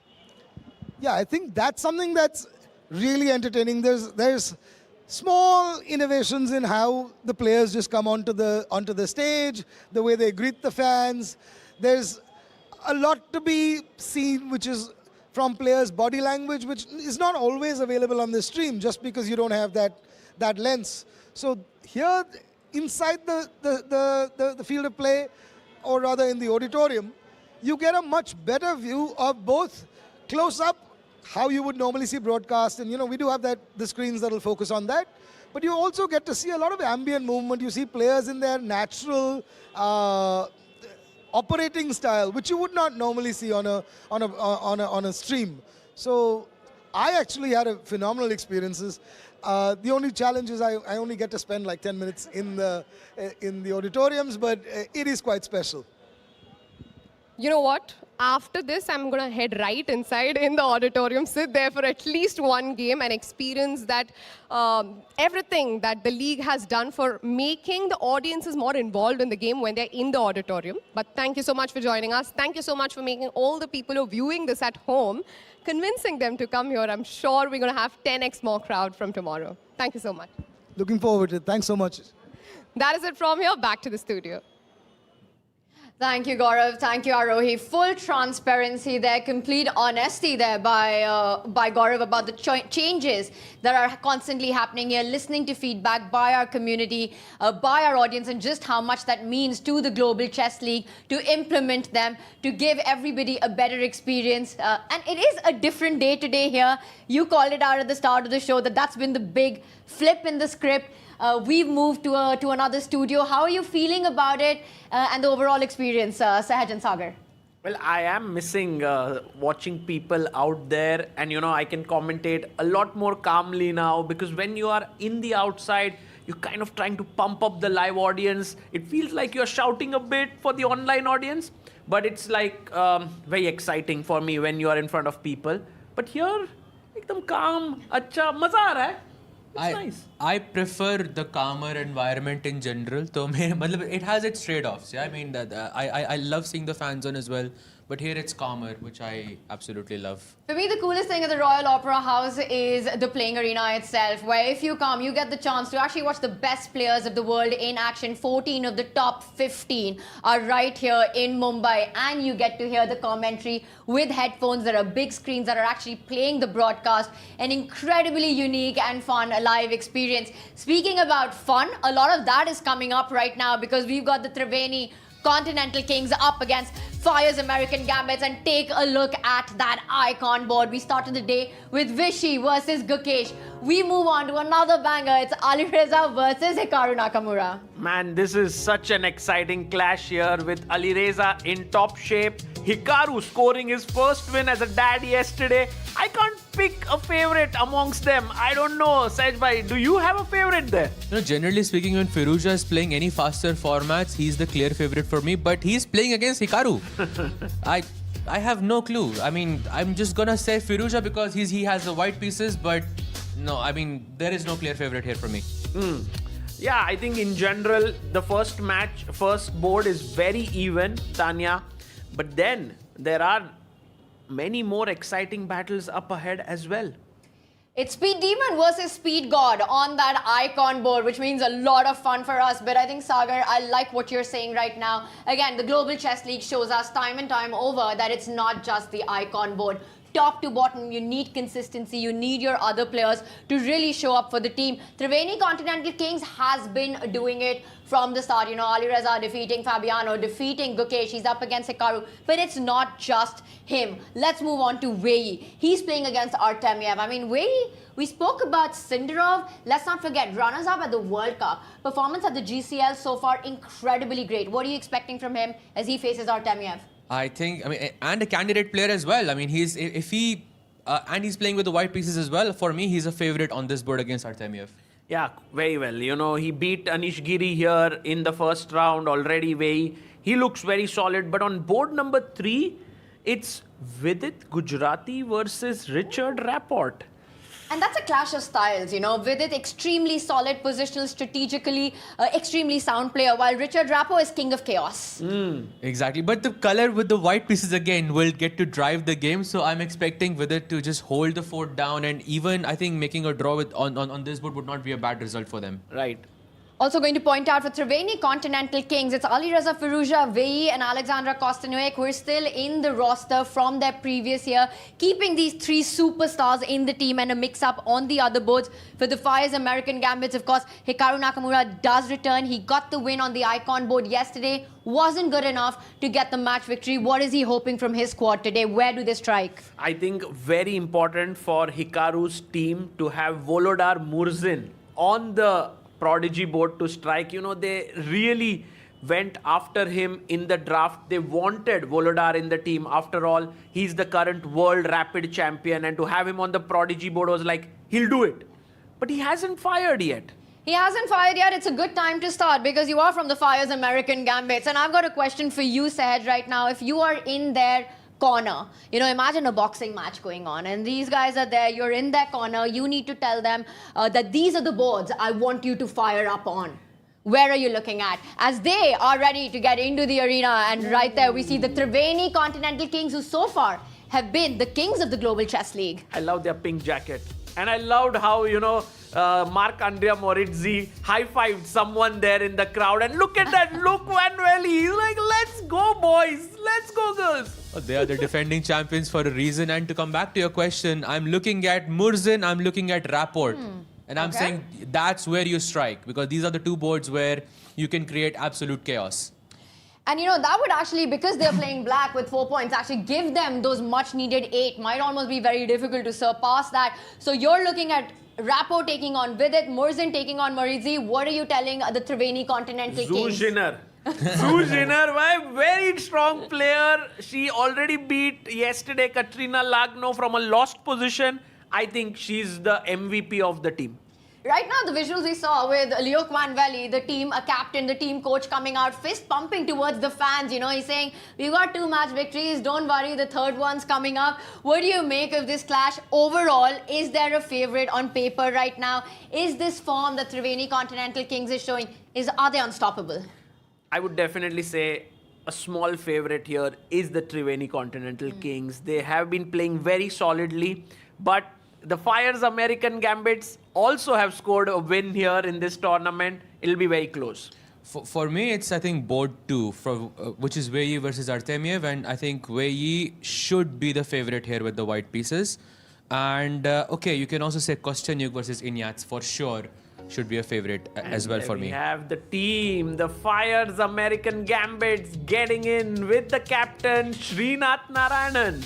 Very different vibe though, you know, it feels like a lot more serious there, locked into this battle that's about to come up. No smiles, no fist pumps, as we saw by the Triveni Continental Kings. Fire's American Gambits, they know that if they get the job done, the tournament is wide open then. Right, and I think Triveni Continental Kings are on such a high right now that if Fire's American Gambits manages to hold them, it can really kind of confuse the team that's Triveni, you know, like, so this could be a very crucial game in this entire tournament.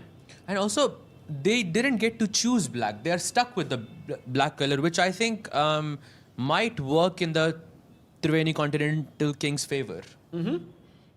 What a day it started as, and we've got immense action coming up. It's non-stop here at the Tech Mahindra Global Chess League in just a few. It's going to be the Triveni Continental Kings, the defending champions, taking on Hikaru Nakamura's Fire's American Gambits. And we will catch you on the other side of the break as Arohi will welcome the gladiators into the playing arena.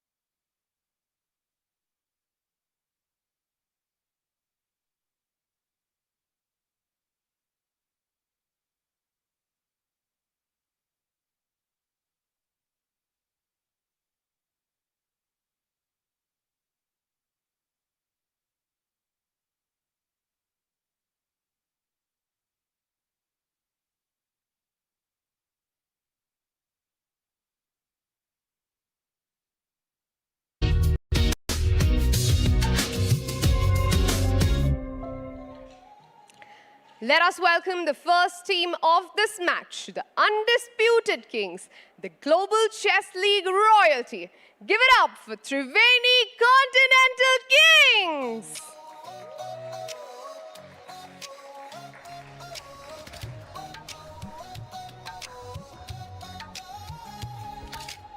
Spotlights burning through the night, legends stepping into the light. Crowds roar like a rising tide. Biggest stars. Let's welcome the players. Ali Reza Firoja, Wei Yi, Vidit Gujarati, Zujina, Alexandra Kostenyuk, Makandria Moridzi, and their coach Luke Van Bailey. And now, forged in fire, fearless in thought. Please give it up for our team number 2, the Fire's American Gambits.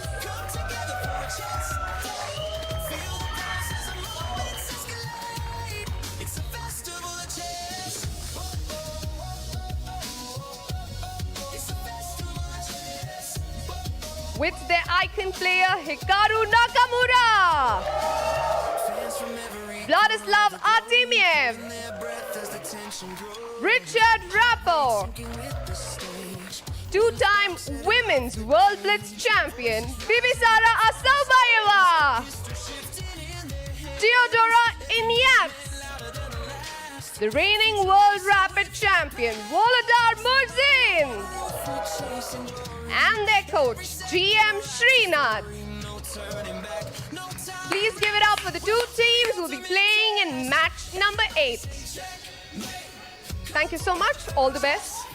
And now for the first move, may I please call upon Ms. Archana Vemalupalli, Corporate VP, Global Commercial Sales, AMT, along with Mr. Bharat Singh Chauhan, the Tournament Director.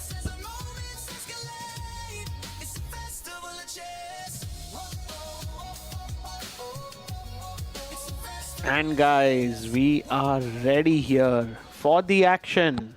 The first move is going to be made, and Bharat Singh Chauhan coming in there with one of the key sponsors of the tournament, AMD. And what's the first move going to be, Sahaj bhai? I think most people choose E4. Echo aa raha hai mujhe. Oh, it's D4. D4 is the first move.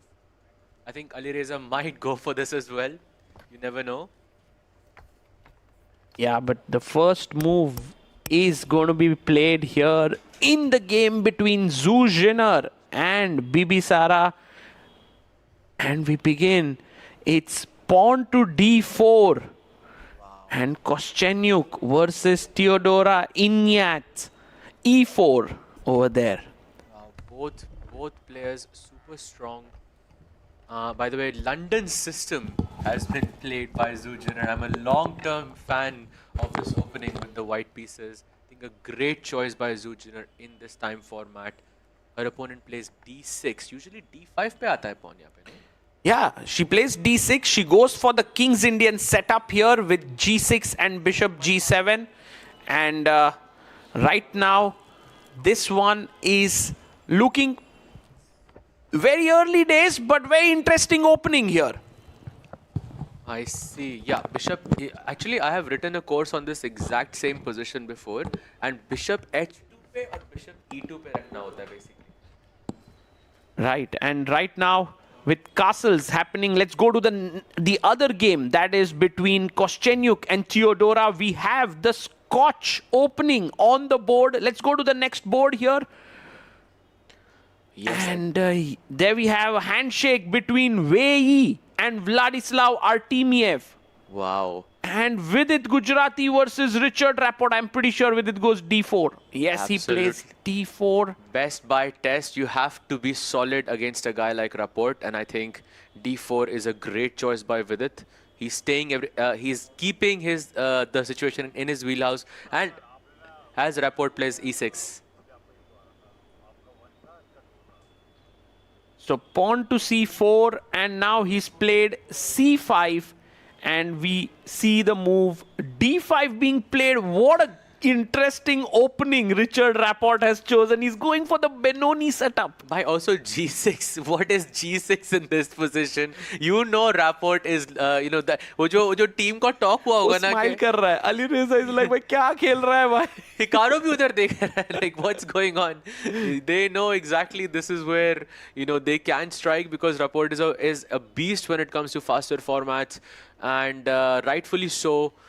But taking risks against Vidit is not the smartest of ideas, as the board number 1 has begun. We have Marc-Andrea Morizzi and Molodar Murzin on the junior board. Let's go to the top board. We have the Queen's Gambit accepted. If we take it from the start, it was d4, d5, c4, pawn takes, pawn to e4, and now bishop takes c4. Bishop comes out to f5. And this is the live board position here, Sahaj. I think Hikaru has this habit of choosing sort of offbeat openings with the black pieces, and this is another example of that. Like bishop f5 has been played a total of 94 times so far, and the best move was around 1500 times. So this is like not such a known move for Alireza here.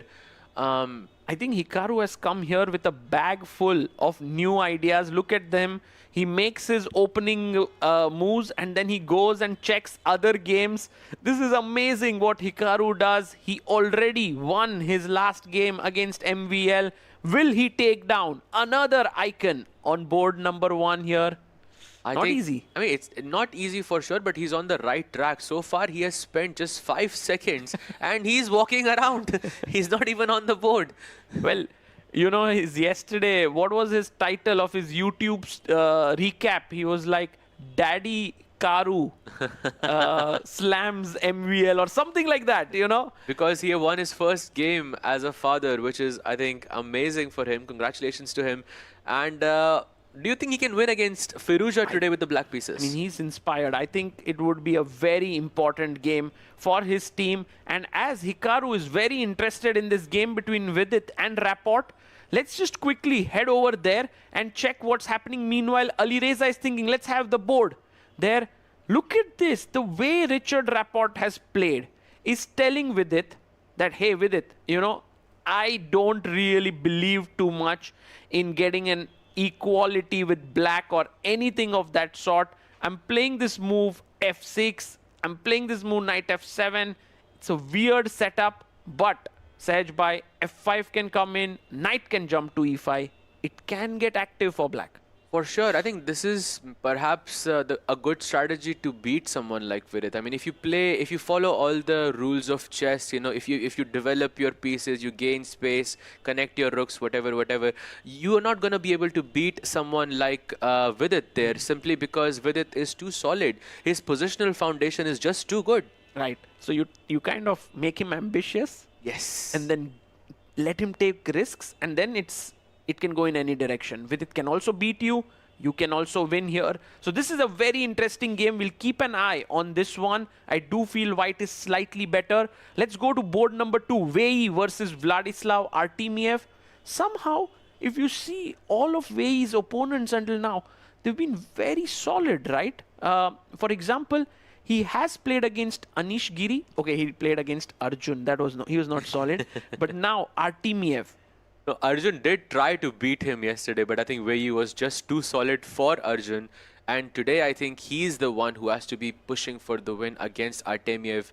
But let's see whether he's able to do that as he goes bishop to b4, pinning that knight on c3 and targeting that pawn on d5. Yeah, somehow, I mean, Wei needs to get this edge, but beating Artemiev is super difficult. I think somehow the strategy here is reversed from what it is on board 3. Like, Vidit is very solid, Rapport is trying to beat him.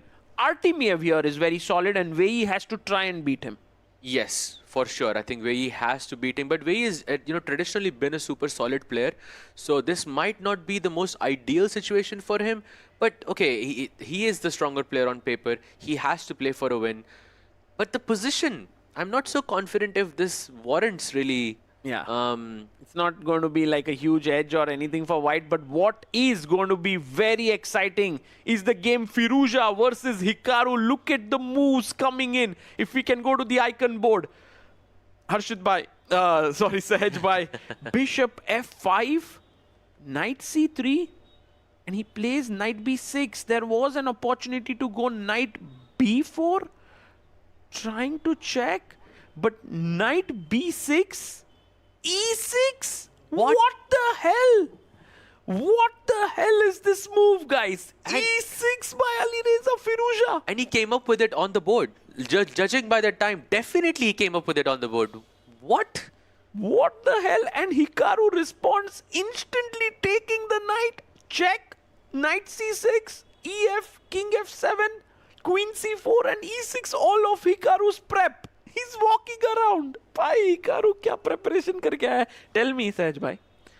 If you become a father, you definitely are going to invest some time and, you know, you have many more responsibilities. But Hikaru, how is he so well prepared?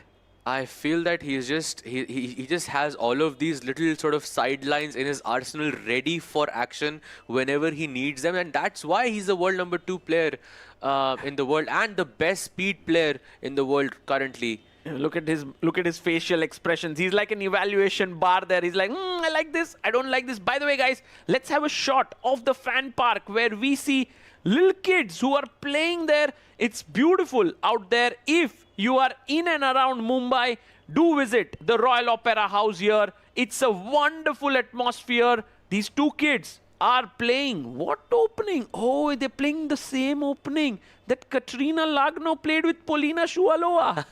That did not turn out well for Lagno there, so hopefully, you know, he can fight back with the black pieces here. But yes, going back to the game, Hikaru plays rook to f8 and going for artificial castling. Yeah, I think what's working out for Hikaru tremendously is the time on the clock. He's coming back, he's making his moves. Look at that. He sits down, he very quickly plays. Oh my goodness. I mean, I would be super scared if I was Alireza right now. But Alireza, I think he fears no one. I feel that the less time Alireza has, the stronger he becomes. I keep thinking of that time when he was playing against Gukesh and he handed Gukesh his only loss in the candidates when Gukesh had some, Alireza had some less than a minute on the clock, and he managed to play 12 moves and still was able to beat Gukesh out of that situation. That was insane. He's so good there, and look at the Hikaru expressions. He's looking up there. He's not focusing on the board. He's trying to recollect his analysis. Let's go to Vidit Gujarati versus Richard Rapport. The reason why I say this is because Black's position already starts to look slightly preferable here, Sahaj bhai. Yes, he can push f5 and he can sort of launch an attack on the king side whenever he wants. Whereas Vidit, he plays f5, your move on the board. Yep, and I'm not really sure how Vidit is going to find his counterplay on the queen side. Also, this pin, it's so nasty. You can't get out of it. For example, if you play queen out, I simply take here, take with a check, and just kind of spoil your structure totally. Exactly. I bring my queen to g5, bishop to e5, and okay, this is virtually winning. Yeah, just winning for Black completely. That knight on f3, that pin, I think is a great point. You have to play something like bishop e2, but that's not something you want to play really, right? Yeah, that's not great. And look at this. After takes, and takes, it seems like this position should be fine for white. But bishop e5, and even here, this is looking very, very good for Black. As you rightly said, queen f6, g5, g4, you can just start pushing. Absolutely. Classic case of good knight, bad bishop. That bishop on f3 being the bad one because of the pawns on d5 and c4. I think this is looking a bit worrisome for Vidit. True. And Rapport can keep his bishop here, keep the pin going. So this one, good news. And he plays it. Fire American Gambits, doing well. In this position, fires American Gambits. And let's go to the board, the junior board, the prodigy board, where we have Marc-Andrea Morizzi, who's starting to put pressure on Volodar Murzin here in a very, very nice Sicilian position. I'm not I'm not really sure who is playing for a win in this scenario, because white has this attack on the king side with g5, h4, f4 also incoming, but black has this nice setup on the queen side with the knights on e5 and c5 and maybe some b4 break at the right time. It can go either way, yeah? Yeah, it can go in any way. And guys, look at that. We have some great players there. Pranav V has entered into the fan zone. He's one of India's top players. We have Jose Martinez. They're going to give a simul today, a tandem simul. And then later in the day, we have Hand and Brain with Pranav V and Pranav Anand. It's so amazing here, guys, because the ambassadors of this tournament are interacting with the fans. Absolutely, and them playing this simul is such a treat to watch, I think, for everyone. It would be so nice. Oh, by the way, he goes knight takes c5, pawn takes c5, and queen e1. Attacking the queen here. Very nice play by Marc-Andrea Morizzi. He wants to now play pawn to f4. Volodar Murzin has to tread very carefully here. So as of now, this match kind of balanced, because you can see Richard Rapport pushing a bit for the Fire's American Gambits. And here you can see Marc-Andrea Morizzi pushing a bit for the Triveni Continental Kings. Pushing indeed. He is literally having a near perfect play so far of 99.9% accuracy. That I can see that on my screen right now, which is insane. So Morizzi putting some pressure for sure and giving them a much needed win on the junior board. And meanwhile, any other board you find interesting? We need to go to the icon board, guys. Ali Reza Firuza is telling Hikaru, you might be very well prepared, but you won't be able to do much if your position isn't good. You can see that there is a weak pawn on e6, and Firuza is kind of ganging up on it. Oh yes, and you have this knight h4 also incoming with the, and you know, kicking the bishop from f5 and putting further pressure on the e6 pawn. Knight e5 can be a plan in the future as well. Ali Reza is, you know, even though you were surprised in the opening, let's not forget, it is still Ali Reza. Yeah, and by the way, guys, there you have it. Oh, look at that young, cute guy along with Pranav V and Jose Martinez. Such a nice moment there for him. Yes, you are absolutely right, Sahaj, by that it is absolutely incredible that Ali Reza Firuza was surprised in the opening, calms himself down, finds the best moves, and keeps the pressure on Hikaru. Yeah, even looking at Hikaru's situation, I mean, it doesn't feel like he's under stress, but he should be. Yeah. This situation does not look promising for Hikaru here. But he feels confident, and this is the thing about Hikaru. Don't really look at his expressions. Sometimes he's shaking his head and you might think, oh, he's not happy, and he's making those winning moves. Yeah, for sure. It's such an easy path for Firu here, just to go rook e1, like you mentioned, putting the pressure on the e6 pawn. Yes. You just have such a comfortable advantage here from the white side. Meanwhile, I think the only player that is in a slight sort of trouble as white is Vidit Gujarati against Rapport. Apart from him, has the position moved ahead? Yes, it has. Let's go to board number 3. Vidit Gujarati here, guys. Look at this position. f4 has come in, and f3 is on the card, Sahaj Bhai. And if white plays himself f3, those are very brutal dark square weaknesses. Absolutely, golden pawn. Once you push it, it becomes super bad.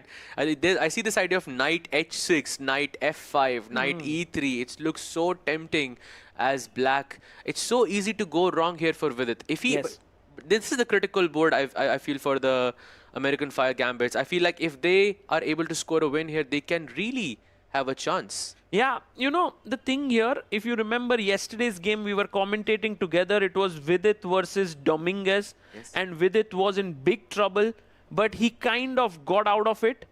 I feel that Vidit has come to this tournament with one ambition: to play quickly, keep the time on his clock, not be like, oh, I want to get a good position, I want to make perfect moves. So maybe he fights back here. It's not like a very decisive edge that black has, but it's very pleasant for Richard Rapport of the Fire's American Gambits. I think you could have, I think you've summarized this really well.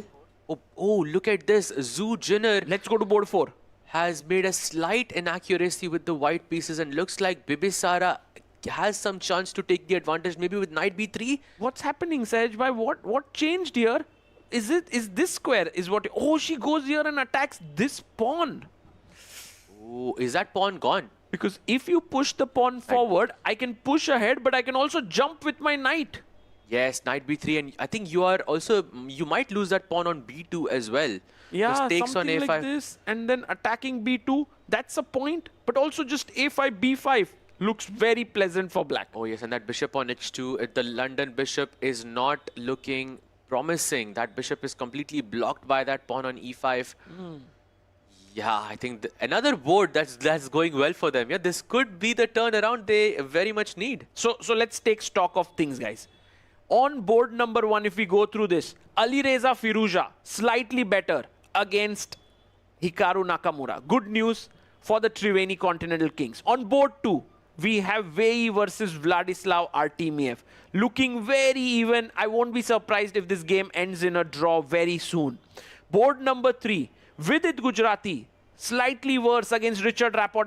In fact, his last move, b4, was not at all a good one. In fact, Richard Rapport could very well have a big advantage. So that's good news for the Fire's American Gambits. For sure, I think b4, very easy to go wrong here for Vidit. I think this is the board. We knew going into this match that this would be the critical board for the American Fire Gambits, and Rapport is looking, it looks like he's going to deliver his match against Vidit, but the game is not over yet. And meanwhile, also on board 4, looks like Bibisara might score a win there as well. So that's 2 boards, board 3 and board 4, which seems to be going in American Fire Gambits' way. That's 8 points. Yeah. 8 juicy points coming their way. And but remember, this is actually the first time that the pressure is being put on the Triveni Continental Kings. As we go to board number 5, Alexandra Koschenyuk and Teodora Inyak are playing in this typical Scotch endgame. Very likely should be equal, but not drawn. So equal here, but for the Triveni Continental Kings, Marc-Andrea Morizzi needs to strike. He's better, he's significantly better against Volodar Murzin, and here b4 pushed. Absolutely, and b4 was an inaccuracy, and so far Marc-Andrea Morizzi has maintained a near perfect play with 99.9% accuracy. And the move here is to take on b4. Yes. Black goes pawn takes b4, and then you go bishop to b6. And the queen is trapped. Exactly, the queen is trapped. The only way for black to fight back is to play bishop c5, and the next move for white is really important to see. Let's ask our viewers here, what should white play here in this position? Can we get a shot of people inside the playing hall? Maybe here they are also thinking about this. All the people inside the venue, they have the headphones, they can tune into commentary, they can listen to it. That's a beautiful innovation there. And yes, they're all thinking here. Oh, by the way, he has gone bishop b6, and black goes... I think Murzin has to go bishop c5. It's happening. Only b4, bishop b4, bishop b6 on the board, and he plays it. Bishop c5, and guys, now the big moment. Can Marc-Andrea Morizzi... I mean, bishop takes queen is very good. Yes. It's a good position. But there is something stronger. Much stronger. Bishop b5 check. No, he takes the queen. Yeah. He takes the queen here. And now... Take here. And he takes on b4 as well. Black goes bishop e3, attacking that pawn on f4. I think the advantage is slightly reduced for white, but it still feels like Morizzi has almost a winning advantage in this match. Very good position. And meanwhile, guys, going very quickly to Alireza Firouzja and Hikaru Nakamura on the icon board. Alireza's advantage looking really good now, because remember, Sahaj bhai, we were talking about the fact that right now the e6 pawn is a bit weak and the d4 pawn is a bit weak. Both are isolated. But what has happened is that the d4 pawn has gone to c5. So now all the pawns are together for white. Meanwhile, the e6 pawn still remains alone and lonely. Absolutely, and that's a big weakness for black as well. You have this rook e1, knight h4 ideas incoming, and then you would put pressure on the e6 pawn. And not only that, that pawn is isolated, true. But look at that square right above it. That square on e5. You can put your knight there, you can put your bishop there, you can literally put any piece over there, and it's just an outpost. And I think this is where Hikaru is going to suffer. He might be able to defend this, but he's definitely going to suffer here. I agree. And this one, the Fire's American Gambits need to really get Hikaru to hold this one, because imagine if on board 1 and board 6, the Triveni Continental Kings strike. But on the other boards, somehow Vidit is able to hold himself, or Zujiner, who's very capable of saving stuff. They will get the win in the Triveni Continental Kings. Oh yes, imagine board 1, board 6 wins and board 3 and board 4 do not. I mean, that can be such a close match. By the way, a huge mistake here by Hikaru. It seems like Alireza Firouzja now has a big move that's coming. What do you think here? Sahej bhai, is there something that's coming in your mind? I feel just you don't have to do anything crazy here. I would go rook e1. Just simple move. That's my rook. I mean, it's the only undeveloped piece in the position. I just want to attack the pawn on e6 and that's it. Yes. And right now, look at this. The atmosphere in the playing hall is so tense. But what's happening in the fan zone? Let's go to Arohi. Oh, there is an exceptional game going on right inside, but here we have some young fans and some old ones as well. Guys, we have a match going on between the Triveni Continental Kings and the Fire's American Gambits. Who do you think is taking this one home? All right, some fans in the house, but we have young Hian here. How are you? I'm fine. How are you? Oh, that's so sweet. I'm really good. Thank you so much. How are you enjoying today? Tell me that. I am like feeling very glad today because my favorite player Vishwanathan Anand has won against Gukesh Domara Amojo. Wow, you're a Vishy fan, are you? Yes. For how long have you been playing chess? I am playing chess since I was 4 years old. And how old are you now? I am currently 11 years old. Wow, what if you get a chance to play against Vishy? Obviously, I will play against him. And will you win? Not sure. I like the honesty. But tell me this, you're watching this game from the fan zone. How do you think this setup looks? It looks perfect for this tournament. So cute. You've been watching the game here? Yes, currently. Yes. Okay, then I hope that you get to play against Vishy. Did you meet him today? Yes, I saw him, but did not meet with him. Okay, all right. Come back again, and I'm sure you'll get to meet him before this tournament ends. But thank you so much for coming here. Thank you. All right, back to you. Such a sweet kid there. So cute answers to the point. He's like Alireza Firouzja, yeah? Like Firouzja's pointed moves on the board. That kid is giving those pointed answers off the board. B5 coming in now. Sahej bhai, I still think Hikaru is under some pressure here. Yeah, I think big pressure for Hikaru. B5, also that, loosening up that E5 square we were talking about earlier. But kuch abhi fatafat karne ka zarurat nahi. You can also play a move like King H2. Matlab slow moves. Like very slow moves because he can't do much. Khel diya. Firouzja is like, no slow moves. I'm going all in. B5 is on the board. Alireza Firouzja is pressing here. Meanwhile, Vladislav Artemiev, look at this. Sahej bhai, is black putting pressure on board number 2? I mean, I think he seems to have the better pawn structure because black ke pawns thode ekdam untangled nahi hai. White ke pawns to C2, C3 pe maybe it looks a bit bad Also, in the these end game. two isolated pawns. Exactly, that's a great point there. I feel where you will or should be able to hold this. He can go rook a1, he can play c4, he can. Black ko bahut ekdam Magnus level wala technique dikhana padega yahan pe to have any chances. I think where you should be able to hold this with correct play. Meanwhile, I think Vidit is in trouble here. Oh my god, boom! Rook takes f2, comes on the board. A typical Richard Rapport brilliancy here. I think this is mate happening very soon. Rook takes g2 might be happening. The knight is jumping in. Rooks are doubling. Sahej bhai, any thoughts here? I mean, you just don't give Rapport positions like that. I mean, Vidit knows this, but he just simply couldn't avoid it this time. Yeah, because Rapport came with a plan. Rapport was like, he lured him in. He was like, Vidit, ye le thoda better position, and zoop.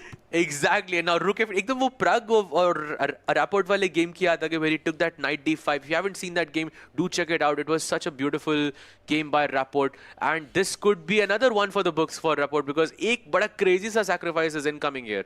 Not sure which one, but it is incoming. I think Rook G2 and Queen H3 might be just finish, yeah?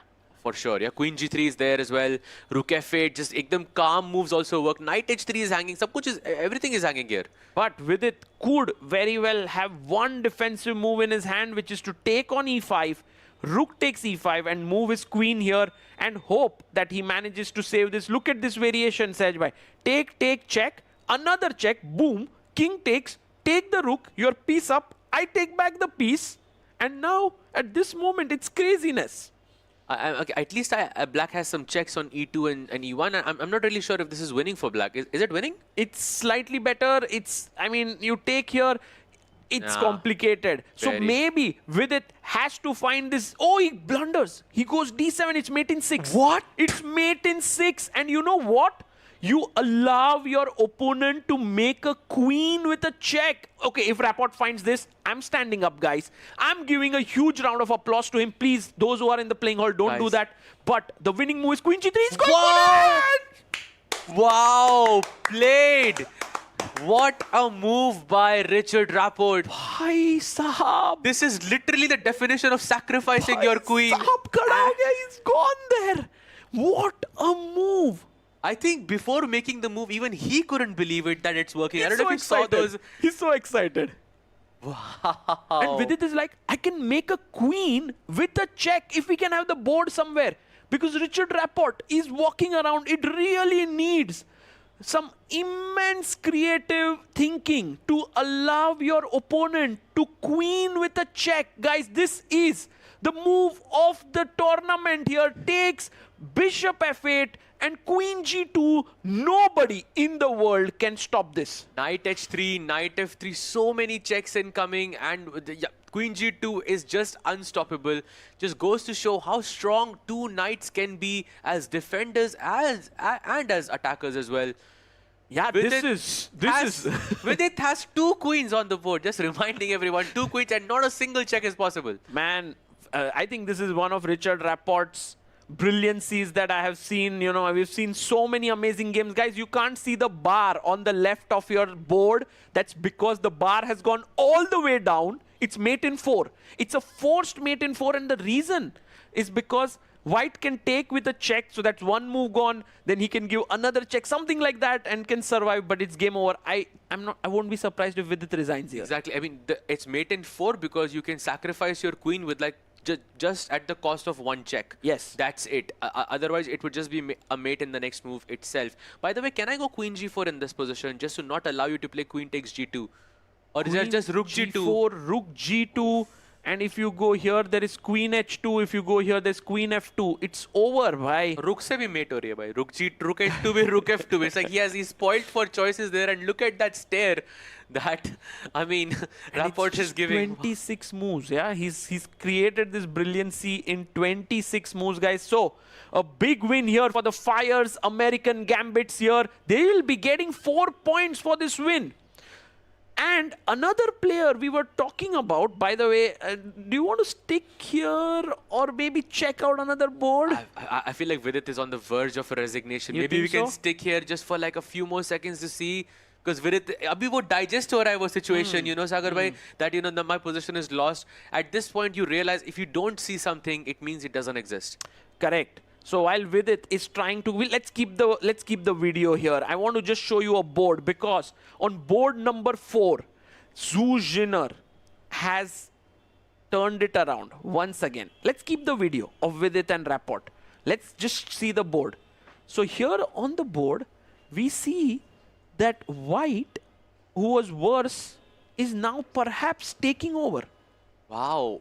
And that's all thanks to that pawn on d3. Agar yahan pe queens or rooks present hote, so that pawn on d3 would have been an advanced pawn, a passed pawn. But now, because there are no queens and rooks present, it can also be a weakness. Right. Look at my plan. I want to bring my king to e1. I want to bring my king to d2. And very soon, I would, you know, just capture that pawn on d3 for free. Yeah. So, and right now also White is trying to press. This could end in a draw. Let's say, for example, I take here, take here. Black may have the resources, but bishop e5 is a beautiful move where I try to trade off one of the bishops. So very good news for the Triveni Continental Kings here, because Zhu Jinner is back in the game. Meanwhile, what's happening at Vidit's end? Has he made a move? He's down to 2 minutes, 38 seconds. He hasn't played a move yet. He's still thinking. I think he realizes the position is dead lost. He has 2.5 minutes on the clock with 0 increment. I mean, this game is not even going towards increment. So 2 minutes se zyada to chal hi nahi sakta ye game. Rapport already realizes that it's winning. Look at how he's sitting there. That's a sign of, you know, ab game khatam ho gaya hai. Yes. I have already won. And you know what Vidit is doing? I think he's doing something very smart. He's not resigning, because that means that his other teammates till that point don't know whether he's going to lose or win. They still think he's in the game, and that really gives confidence to the other players that, okay, the score is right now 0-0. Yes, So it's a smart move. You know, stay there. Don't resign too soon. Play, maybe let your time go down, and then you could resign. So very interesting team dynamics being shown there by Vidit. Let's go to Alireza Firouzja and Hikaru Nakamura on the icon board. Queen A5 played here by Firouzja. Opposite colored bishop Sahaj Bhai. Dark squared bishop for white, light squared bishop for black. Do you think Firouzja is still better here? I think he's playing for 2 results basically. I don't see Hikaru winning this match. I think only Alireza can go for it. Simply because black ka pawn jo e6 pe isolated hai, and secondly we have the stronger bishop, because that bishop is going to sit on e5 at some point, attacking the g7 pawn as well. Aur ye bhi mar raha hai. There is pressure on the c7 pawn. And by the way, guys, the simul with Pranav V and Jose Martinez in the fan zone has begun. 20 people have a chance to play against them. You too can come to the Royal Opera House tomorrow. There'll be more such events happening in one ticket. You get to be at the fan zone, play the Grandmasters, watch the top players playing inside the playing hall along with the headphones. What a beautiful arrangement done by the Tech Mahindra team here. Amazing job. Absolutely, and there are some super strong players playing in that simul as well. But meanwhile, look at Vidit's board. He has made a move and he's down to 25 seconds. Let's go to Vidit's board. I think he's about to resign. Oh, he sacked the queen on f8, king f8, and he's down to what, 20 seconds? Yep, I think we will catch the final moments of Vidit. And resignation there, guys. Beautiful game by Richard Rapport. I am actually on my feet here for him. He's really played a masterpiece today, and you can see Vidit there. He's not too upset with himself because he knows he has been the victim of a brilliancy today. Absolutely, and Rapport defeating Pragg in that style with that knight takes d5, and now Vidit. 2 sort of, game of the... he has played 2 games in the same year that most chess players wish to play in their lifetimes. True, true. And by the way, let's go to board 2. We see Vladislav Artemiev pressing against Wei Yi. Sahaj Bhai, this is now no longer simple. The reason for that is very clear. The black pawns can start rolling here, and Artemiev can put real pressure on Wei Yi. Wow, this is the second game where Fire's American Gambit are actually putting the pressure, and this is not looking great for the defending champions. Yes, but you know what? Someone who's doing good job for them is Marc-Andrea Morizzi. Let's go to the junior prodigy board. Pawn to f5 has been pushed here, and Marc-Andrea Morizzi is a pawn up, and he has such smooth, free-flowing play that I don't think he's going to go wrong. I think that's absolutely correct. Also, he cannot also castle on the short Oh side. my God, big result. Theodora Eniak blunders. And Alexandra Koschenyuk wins. Look at this. Oh my goodness, Sahaj Bhai. It was, around equal if we can go just a few moves back. This position, equal hai. Just king b7 jana hai. Yahan pe you have to go back with your king. But she went king c7, check, king b6, and now boom, a check and mate. A pawn key mate to a king is a statement right there. I'm not sure what Inya sort of didn't see, because of b4 pehle bhi khel sakte the. I think she was very low on time. Yeah. She was very low on time, and that was the reason the match is getting so exciting. As of now, if we go to Firouzja versus Hikaru, the score is 3-4. Right now, the Fire's American Gambits are ahead. But Firouzja is pressing. Marc-Andrea Morizzi is in a good position. So the Triveni Continental Kings do look like the favorites in spite of them being down right now on points. Yeah, and I'm checking the other boards as well. कहीं पर भी ऐसा नहीं लग रहा where Fire's American Gambits can actually pull a win. Maybe Artemiev could be the hero for them, but I'm not sure if that's going to be enough. Hikaru. But bhai, in a way, Alireza Firouzja. Oh, he's winning! He's winning! Guys, Alireza is winning because Bishop D5 was a big mistake. Queen D5 was the better move, putting pressure here. But he plays BD5. And now, he finds the best move. Wow, and then look at the plan. The plan is to play C6, BC6, and then B6. Oh, and push the pawn. Exactly, all the way up and... C2. Man, you know what's the winning move, Sej? It's so beautiful. King H2. Queen B1 trading the queens. क्योंकि एक बार queen trade हो गई, ये pawn तो queen बनने वाला है. One of these pawns is queening. Exactly. Basically, you will just trade the queens and then you will play C6. Wow. He plays it. Alireza Firouzja, and you can see Hikaru now shaking his head. Man, Triveni Continental Kings, what a team this is. And just to mention to everyone, Alireza defeated Fabi on the first day, Gukesh on the second day, and now Hikaru on the third day. इससे better resume क्या हो सकता है? I mean, he's just like in top shape. I think somehow the Global Chess League brings out the best chess from Alireza Firouzja. I think the time control really favors him because he's the speed demon for a reason. And Hikaru goes Hikaru. Queen F5. And we have a result that has come in. A draw on board 4. Zuzhiner and Bibisara have drawn, which means the score is 5-4 now in the favor of Fire's American Gambits. 2 more games going on. Just board 1 and board 2. No, there's 3 more. Oh my God, a huge turnaround. Volodar Murzin has equalized against Marc-Andrea Morizzi. And is the Fire's American Gambits coming back? It's possible, but still, let's not forget, Alireza is still winning. Yes. Alireza is the hero of this match. If he manages to convert, Volodar is... But Volodar might be able to win this. Look at Mauritius' time. No he has less than a minute on the clock. No way. How did this turn around? We were like, this is no way that Morizzi is going to goof up here. But he is worse now. Perhaps slightly. It's equal. It's equal right now. Goes Rook H4 and now maybe something... I was thinking Rook G2, but the pawn on E4 is hanging. Yeah. So you have to keep the Rook glued to that pawn on E4. He plays B3. Maybe King B2 ka plan simple. Black plays H5. Now Murzin knows. This pawn is going down. But Murzin knows he has to play for a win. He sees the other boards. He knows he has to play for a win, and this is his chance. So let's put things into perspective. Alireza Firouzja, let's go to that board. He's winning, which means that the score would be then 7-5 in the favor of Triveni. But if Murzin wins, that would be 7-9 in the favor of Fire's American Gambits. And if Vehi and Artemiev, it's equal, it's a draw, then the Fire's American Gambits could win. Oh my God, I can't believe this is such a tense encounter. Absolutely. कुछ भी possible है यहाँ पे, कुछ भी हो सकता है. Because look at Hikaru having 30 seconds on the clock as well. Look at Hikaru shaking his head. He's like, I don't have a move. Bishop E6 he plays, and now guys C6. By the way, C pawn is queening. By the way, big blunder on Mauritius' board. On board 6, Murzin is completely winning now. Murzin, let's go to board 6. Look board at that. 26 seconds for Mauritius over here. Oh my goodness. And we have a result on board number 2 or what?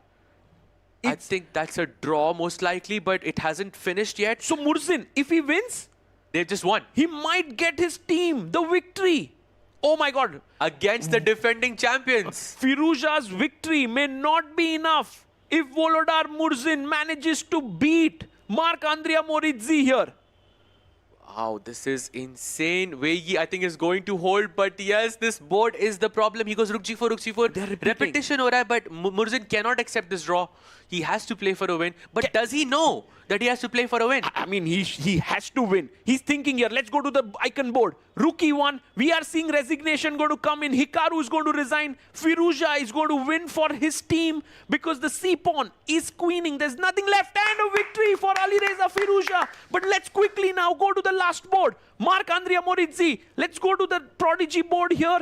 Rook at 7 played. The score is right now 7-5 in the favor of Triveni Continental Kings. Marc-Andrea Morizzi is fighting back. Man, everything hinges on this encounter. Yep, and he has 18 seconds, just 18 seconds to hold the position down and defend his team. But will he be able to do it? That remains to be seen. Right now, black can play h3, but there is rook takes h3 and rook takes b7. If I can take away your pawn, if I can take away the h-pawn, can we check what's happening on board 2 very quickly? Because there is something that's happening. Can you go there? Just show us the camera. Is there any key? It is some kind of a claim that is made. Oh, draw. Oh, it's a draw agreed because of threefold repetition. So draw is here, which means the score is now 8-6. Let's quickly go to the final board. The prodigy board. Marc-Andrea Morizzi, he takes. Bishop takes e3. Everything is now on this board. 8-6 is the score. And I think he's going to push h3, and Morizzi has to sacrifice that bishop for that pawn. But that's going to be enough, I think. 7 seconds for him, by the way. This is just lost. What? Rook f7? That's such an ambitious move. He's not going after the bishop. He wants to take this pawn and that pawn. Ooh, rook b4 is a blunder. I think there's rook g7 incoming, attacking that. a5 pehle. By a5 kill to king d8. I think, guys, Volodar Murzin hasn't struck gold in this tournament, but he will strike big here by beating the Triveni Continental Kings here. Look at how calm he is, by the way. Oh, he wins it! And the Fire's American Gambits have pulled through. What a match this is! 4 points to them. The scoreline is 10-8. Man, Triveni Continental Kings lose their first match in this one. What a nerve-wracking encounter that was. Wow, World Rapid Champion for a reason. Man, he played so well, and Marc-Andrea Morizzi, he would be upset at himself. He was winning. If he would have won the game, that would have been a victory by a huge margin. And there you can see Alireza, Firuza, Vidit, Koschenyuk, all of them shaking their heads. They were like, we were winning. We were better. We could have done this. And the Fire's American Gambits, the smiles on their face, edge by. What a match. What a turnaround this was. I mean, definitely Rapport. I mean, what a match he had. But I have to give it to Murzin as well for winning in such a spectacular fashion by. Too good. Too good. And guys, the result is out here. The Triveni Continental Kings get their first defeat. The Fire's American Gambits move to 6 points, and definitely the man of the match, there's no doubt for it, Richard Rapport has to get it. I mean, even if his team had lost, we would have given him the MVP of the match for his moves. This might be the most difficult man of the match because there is one who had 2 queens on the board. Yes. One which had a pawn checkmate, and then one who delivered when it mattered the most. So how do you choose between the 3? But of course, Rapport had the most beautiful, game, out of all of them. Most beautiful, Sej, by, I think. And there you see the team of Triveni Continental Kings. Alireza, you can see him. He's won his game. He's beaten Hikaru. He's beaten such a strong player.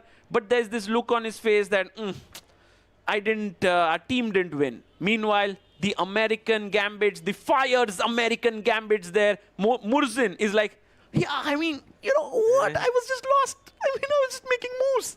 Somehow, I got it. He was completely lost, and I think his opponent got a bit ambitious, and then, you know, he found his counter chance and struck when it mattered the most. And I think Morizzi he must not be happy with this, yeah? Yeah, I agree with you. I think Marc-Andrea Morizzi, there you can see him in the background there along with Zuzhiner. They're just standing there quite lost in thought. Meanwhile, I mean, Hikaru Nakamura, I'm looking forward to his recap today because his team has won, and I think they've scored a huge win as our chief arbiter, Ashot Vardapetian, gets all the players in front of the stage. You know, we have the ceremony there of shaking of hands at the end of the match, and that's always nice to see, the sportsmanship, the sportsman spirit. Very, very nice to see indeed. Also, I mean, did not expect the defending champions to lose this match. Oh, what a turnaround. Yeah, and I love this interaction between Hikaru and Volodar Murzin. Dear chess lovers, was finished one more very interesting match, very strong match. And finally, I most want to announce the results. American Gambits won match points 3-0. And for game points, 10-8.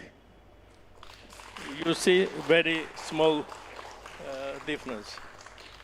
Congratulate to winner and to spectators, please come after half an hour to next match. Thank you.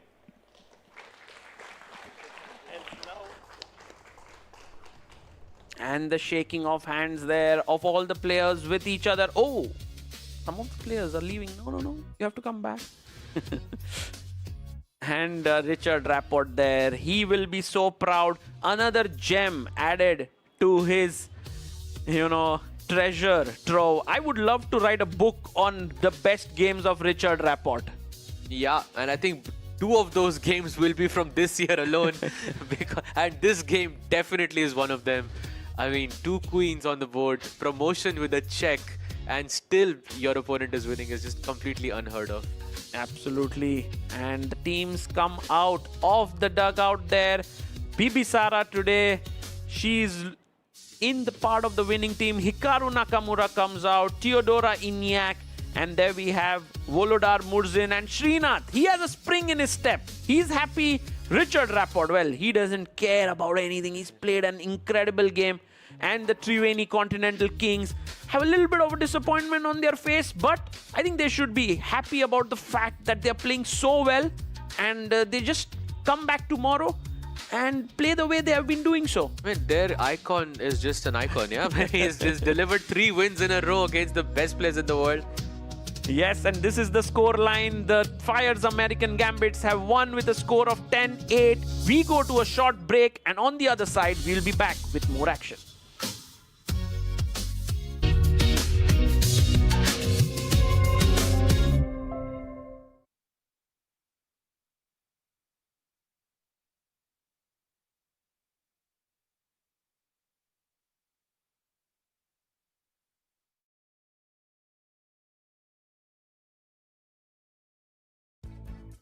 Chess or markets, smart insights can change the game.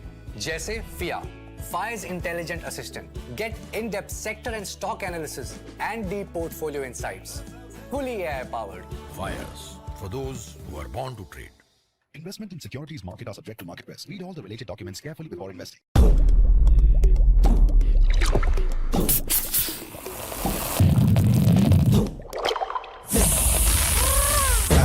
Grab it, visit, grab it, grab it, visit, grab it,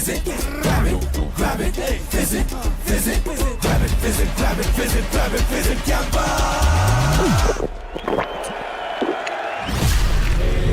Grab the fizz. Campa wali fizz. Chess or market, जीत उन्हीं की होती है जो दूर का देख सकते हैं. Fire's advanced option chain और 50 market depth के साथ मार्केट का हर मूव आपके सामने. Fires, for those who are born to trade. Investment in securities market are subject to market risk. Read all the related documents carefully before investing.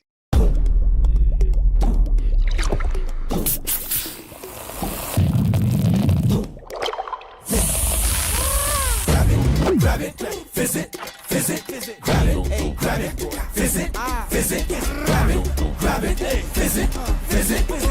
visit, grab it, visit, grab it, visit, Gamba!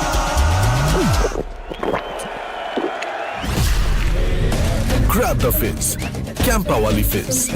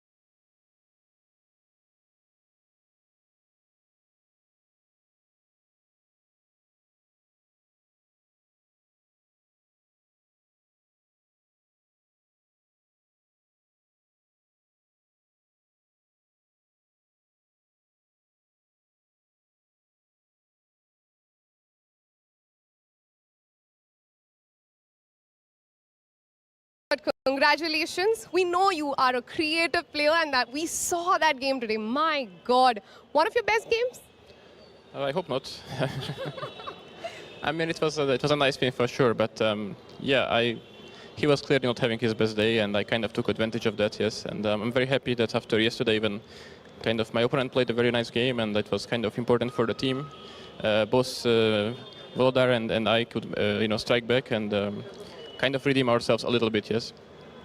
We have to talk about that queen sacrifice. I mean, the people who were watching it, I could hear in the fan zone people go woo on that one. What were your thoughts on that?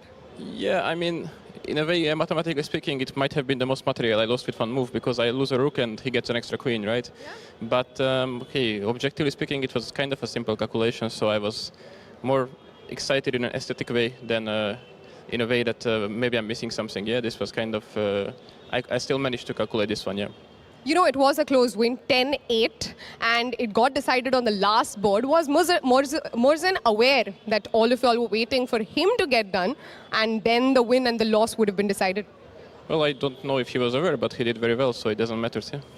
Well, one thing is for sure, all of y'all looked super calm throughout it all. Most of y'all were actually going around watching other games. But congratulations on this incredible player of the game. Hope to see you soon. Yeah, me too. Thank you. Thank you so much. That is it from the presentation ceremony. We'll be back with another cracker of a game. And what a stunning game that was. And a beautiful finish there by Richard Rappo, getting that very important win against Vidit Gujarati. And finally, the Fire American Gambit take down the so far, well, not so far anymore, but the ones who hadn't lost a single match, Triveni Continental Kings, 10-8, a big score. But for Richard Rappo, we have to touch upon this. It's got to be feeling good when you allow your opponent to make an extra queen on the board, but you kill their king. And also you lose your rook, he said. Like he lost like 14 points with one move. That too with a check. There was a check as well. Yeah, that's very rare. And there you see Rapport playing today very creatively, but he's so objective. He said like Vidit was the one who was not playing so well today, and so he's not like super thrilled with his game objectively, but he loves it from the aesthetic viewpoint. And that makes a lot of sense when you get the kind of end position that Richard had in his game. And you could see that expression. He was surprised by certain decisions that Vidit took early on, allowing this checkmating pattern around Vidit's king. And then this beautiful finish that played out at the very end, forcing Vidit Gujarati to resign. And very deservingly, Richard Rappo getting the player of the match in this one. And these were our results. And in fact, this is one part about the Global Chess League. Decisive games. 2 for the side playing with white, 2 for the side playing with black. But again, that 4 point, that 1 extra point difference in the scoring system is what matters. And I think Volodar Murzin, I mean, he just turned it around like crazy. He was totally lost, Sahaj bhai. We were looking at it. We thought Marc-Andrea Morizzi will never lose. It was basically a 2-result position, and Murzin found a way to win that somehow anyways. And you know, I think it was a fantastic performance by Murzin here. And I want to talk a little bit more about the scoring system as we have it, because traditionally in chess, for a win, you get 1 point. You get the same amount of points for a win regardless of the color that you're playing with. But this is what adds the spice, the secret ingredient, the secret sauce here at the Global Chess League. It's very difficult to get a win in traditional scoring system with the black pieces. So really incentivizing that fight. If you're playing black and you're able to get a win, you get a very crucial point for your team. Yeah, I love this scoring system. Actually, it's growing on to me every single edition, every single match. I think kudos to the one who has thought about it, brought it in. We loved it before. We were like, but today, just look at this. There were 2 wins for each side, but the side with the black pieces, they went through. Also, pawn ki checkmate se bhi kuch hona chahiye na fir, because we saw that today. We saw a pawn checkmate today, and we don't. This is something we never get to see, I think, in chess, and it's a treat, yeah. Yeah, it was such a beautiful checkmate by Kostenyuk. Yeah. Well, the entire Global Chess League is one big treat for the world, for the fans of the game. And just what an innovative structure, format it is to the chess world. And this is where we are. It's all about finishing at the top 2 to fight for championship in the finals. The rankings are decided by match points, which depend on the game points. You've seen the scoring structure that constantly changes with wins from white and from black. As you can see, you win a game with the black pieces. That gives you a margin over a win with white. And that's what came to be decisive in this previous round, as we saw it at the end of the match. It will be about getting those match points in to climb on the leaderboard, to get to that top 2 finish to fight for championship. And of course, it's also the time control that really matters in this. 20 minutes to start on the clock, and not until move 41 do you get that bonus time. It doesn't matter whether you're checkmating, whether you're winning, what is going on the board. You lose on the clock, you lose the game. We've seen those big turnarounds, the roller coaster of a ride that this time control brings on to these top players of the world. Absolutely. There's only one way to make a draw, which is all the boards have to make a draw, and then they take away the time control. Yeah, they take away the increment, so you cannot make a draw. Yeah, I think everything is really planned in a way that we get fighting chess, and we are getting that every single game. As a chess fan, I'm seriously thrilled at the start of every match. Yeah, and it's been awesome to watch just how these single elements put together bring on this fantastic fight on the board. Triveni Continental Kings experiencing and tasting their first defeat. And now everyone's at 6 points. So the upgrade Mumbai Masters can move ahead. But I would still not be worried for them because their icon player is just winning matches left and right. Well, that's the big one. What happens next? Is it going to be again on the icon board? It's Upgrade Mumbai Masters taking on Alpine SG Pipers. And of course, to start the proceedings, we head over to Arohi for the match toss. One winning streak was broken in the last game. What remains to be seen is, can the next team continue their winning streak, or will this be the end of that as well? It is toss time between the Upgrade Mumbai Masters and the Alpine SG Pipers. For the two teams, we have Hari Krishna for Upgrade Mumbai Masters and Praveen Thipse for Alpine SG Pipers also joining us at the coin toss. We have Mr. Bharat Singh Chauhan, the tournament director, Alan Atkinson, the arbiter, and our guest for today, Mr. Nayan, founder and CEO, Melted Joy. Now for the toss, Mr. Praveen Thipse will be taking the call. Heads is the call. Heads. Alpine SG Pipers wins the toss, decided to play white. Thank you. Thank you so much. Yes, I'm not going to let you go so easily. White, any particular reason that plus extra 1 point for the black, it didn't make you choose that? I think it's easier to play with white, I thought, but of course you have to choose one and you can't really have strategize every decision. So I thought it was nice to choose. Yesterday I lost the toss, so I thought it was good to try this today. So no temptation there, that's good. But you're going to play against the Upgrade Mumbai Masters. They are on a winning streak. Do you have some special plans for them? Well, I think it's a very strong team, and so far we haven't played as per our strength. So our focus is that we play as strongly as our strength and probably will be able to take on them. All right, all the best for the game today. Yeah, thank you. Hari Krishna, happy with black? Yes. I lost the toss, but we got the color what we wanted, so it's okay. So it's a win-win. But today you can make a statement. You can continue that winning streak. We've seen Triveni Kings lose their streak. What are the thoughts? We just take one game at a time. So, yeah, there's a very strong team, of course. Everyone is strong here. So we give our best today. Any particular broads that you're targeting? No, you can't really target here anything, you know. So all the players have to give their best. And that's what we try to do every match. Humble as always. All the best for today's game. Thank you. That is it from the coin toss. The news from the center is that the Alpine SG Pipers have won the toss, opted white.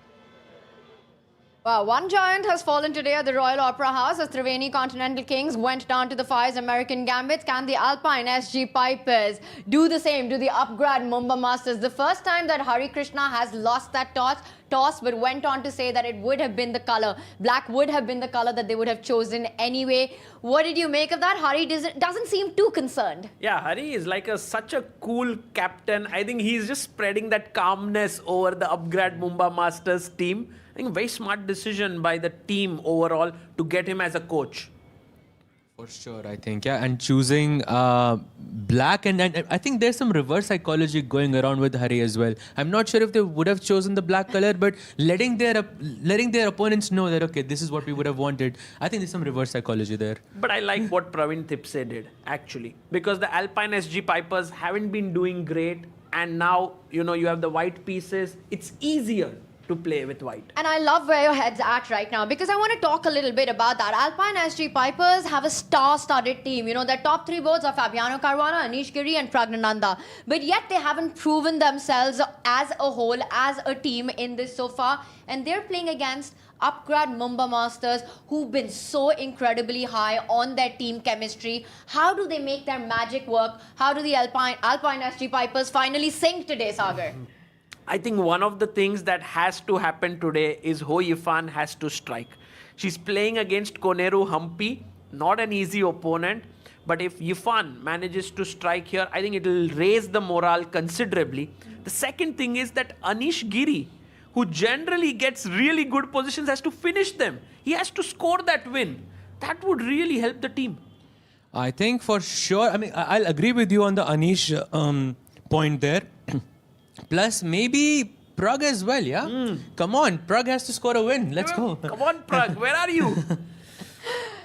Well, it's going to be awesome to watch who does show up for the Alpine SG Pipers. They need the team to perform. And before we get the chess action started, let's see how our leaderboard has shaped up after the two matches that we witnessed today.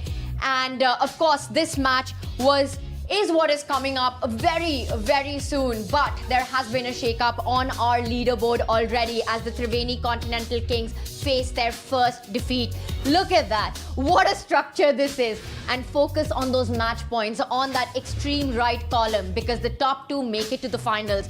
We've got a four-way tie, Sagar, and then we've got two teams yet to get started on the leaderboard. And in fact, one of them is coming up next. Yeah, and if the Alpine SG Pipers win, then we'll have 4 teams on 6 points at the end of the day, and that would be epic. Yeah, and I mean, I really hope that they do, and I think they chose the right color for it as well because choosing white gives them more chances. I think this is the mistake that Alaskan Knights made on the first day itself by choosing black because then you have to hold the position down instead of, pushing for the win. And yeah, let's hope for the best. May the best team win at the end. Alpine SG Pipers did win the toss and chose to start with white. Can they take down the mighty looking upgrad Mumbai Masters? We'll be back with all the action on the other side of this break. You stay tuned with us.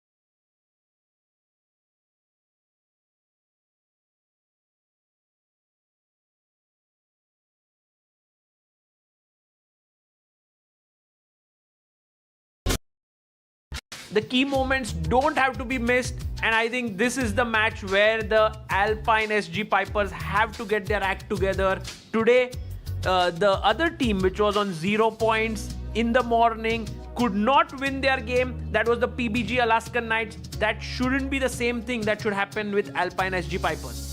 And I want to shift our focus now to the left side. All the points that you made, about how Alpine SG Pipers are looking for their first match victory. Upgrad Mumbai Masters, a completely different trajectory. 100% score. It's been a perfect run for them so far. In fact, getting the biggest margin win as well. A 17-4 victory in their opening match. What a dominant performance that was.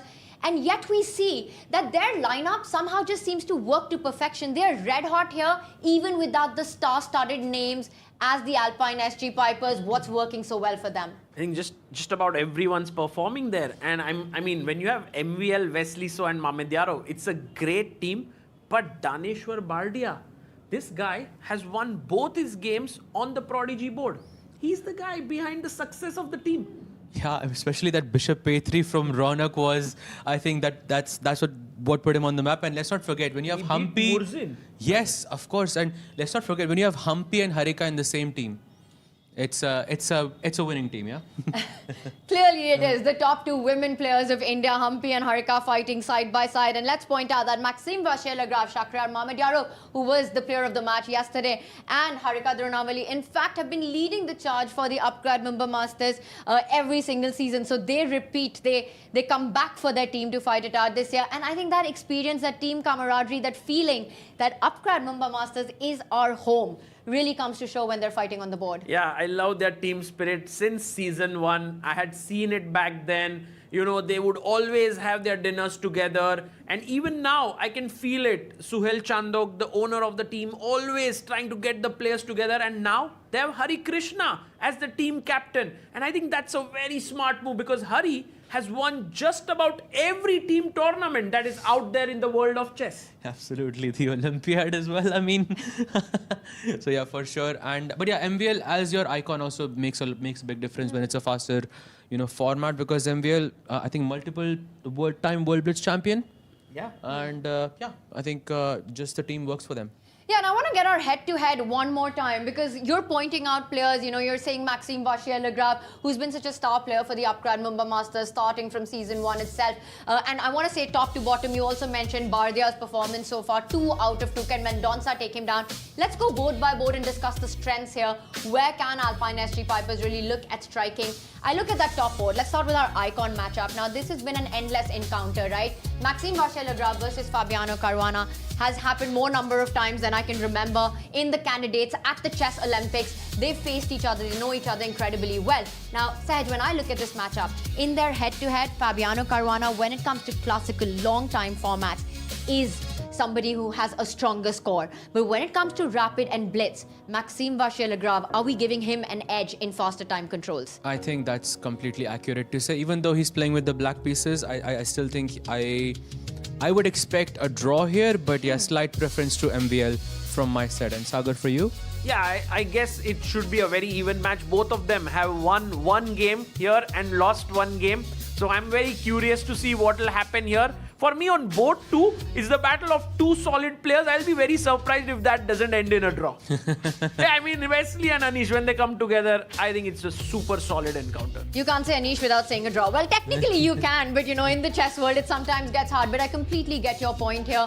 Wesley's so solid, as he's known in the chess world.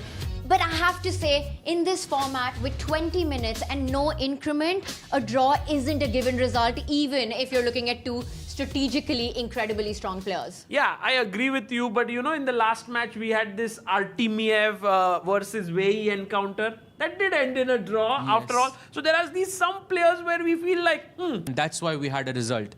I think on board 2 with Anish and Wesley, the most likely result would be a draw. I completely agree with you. Because E4, E5 will happen. Yes, some Petrov, Berlin, something like that, and we would have a draw there.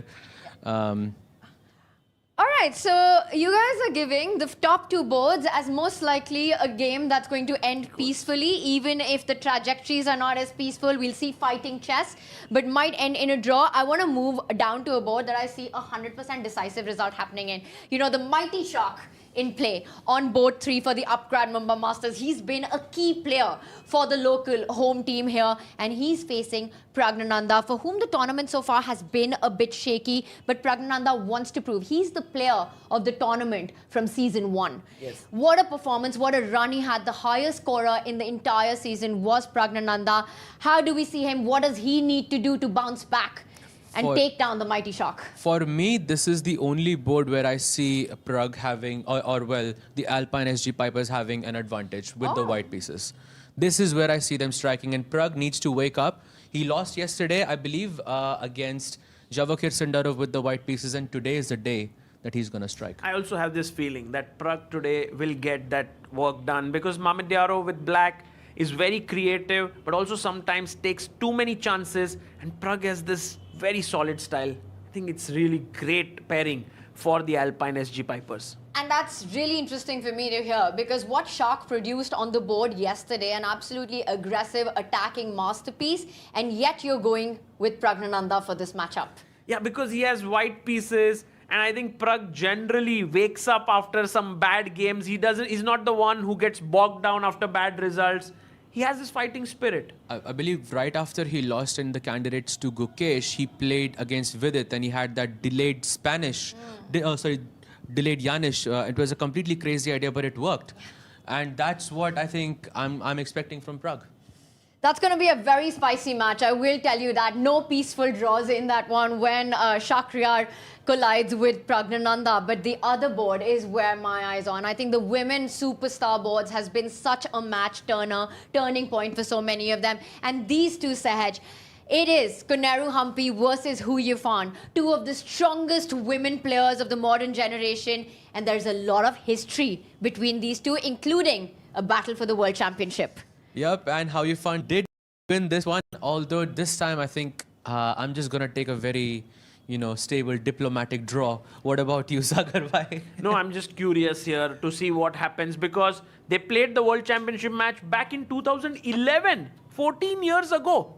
And there we see the team of Alpine SG Pipers. They're not walking towards the hall. They are waiting there. I can sense a bit of tension in the air. Not just yet. We see Fabi, Anish, Hu Yifan, Nino Batsiashvili, who's been such a star player for the Alpine SG Pipers. 2 out of 2 for Nino so far. But the team hasn't been able to perform collectively as one here. Is this when all of that changes? Is tonight the night where the Giants fall at the Royal Opera House? We see that Leon Mendonça as he gets ready for his fight against Bardia Daneshwar. They're about to enter the arena alongside Praveen Thipse, their coach. And look at that. It's the upgrad Mumbai Masters, the home team. The crowd loves them. The fans here rooting for them. Maxime Vacher-Lagrave looks like he means business tonight. And also you can see Wesley and Shak having nice moment. Daneshwar is smiling, Humpy smiling, Harika smiling. Yeah, this is just a little bit of different mood right here, a little lighter note. You can tell which team is leading and just comfortable, and which team has to win today. Right. Absolutely. That's a great point. You know which ones are the top of the leaderboard and those who are yet to get started. What an important match this is for the Alpine SG Pipers. But you take this picture in, you see what you're seeing in front of you. You can feel it that this team is incredibly confident. They know that they have each other's back. They've been playing not individually but as a team, keeping an eye out on the other boards as well, fighting it out till the very end, not only for themselves but for each other. Yeah, absolutely. And each of those players, I think, symbolize just that. And MVL, what a player. Yeah, and the upgrad Mumbai Masters are in Mumbai, so they do feel at home entering in here. I'll be curious to see what happens in this matchup. Humpy and Harika in one team. Wow, what a nice scene that is, Tanya. You've played alongside them at team events. What is their equation like, if you could tell our viewers? Incredibly professional players, they know what is required of them. I have played several chess Olympiads in the team, especially with Harika, but with Humpy as well. The Chennai Olympiad, we were all part of the same team. And just having them on that top two boards is so calming for the rest of us because we know they got this and we can fight our battles on the lower boards there. So incredible experience as well coming into play. And Harika, of course, she's been a regular. She's been the usual for the Upgrad Mumbai Masters, a player they're not letting go of. Yeah, both of them from the first edition. And Tanya, you know, they both have become closer friends since they both became mothers. I think there's a lot common there. They have a lot to talk about, and that's beautiful to see.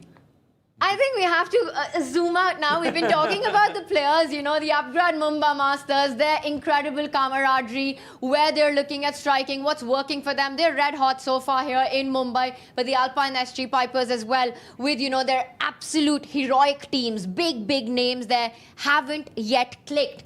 And I'm going to put both of you on a spot.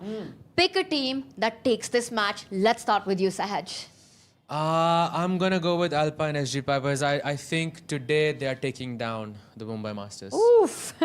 You know, for me, I'm from Mumbai, so I've been supporting the Upgrad Mumbai Masters deep within. But today, I want the Alpine SG Pipers to win so that it opens up the tournament in a big way. Wow, so you know what the incredible part is? That the Fire's American Gambits just did it. So they need to not look too far into history to feel that, to feel the inspiration to take down the Upgrad Mumbai Masters. But of course, it's a big task ahead for the Alpine SG Pipers. Now we've set the board out for you. We've laid out the storylines. Very, very soon, the pieces will be flying on the board. On the other side of this break, we take you to live chess action.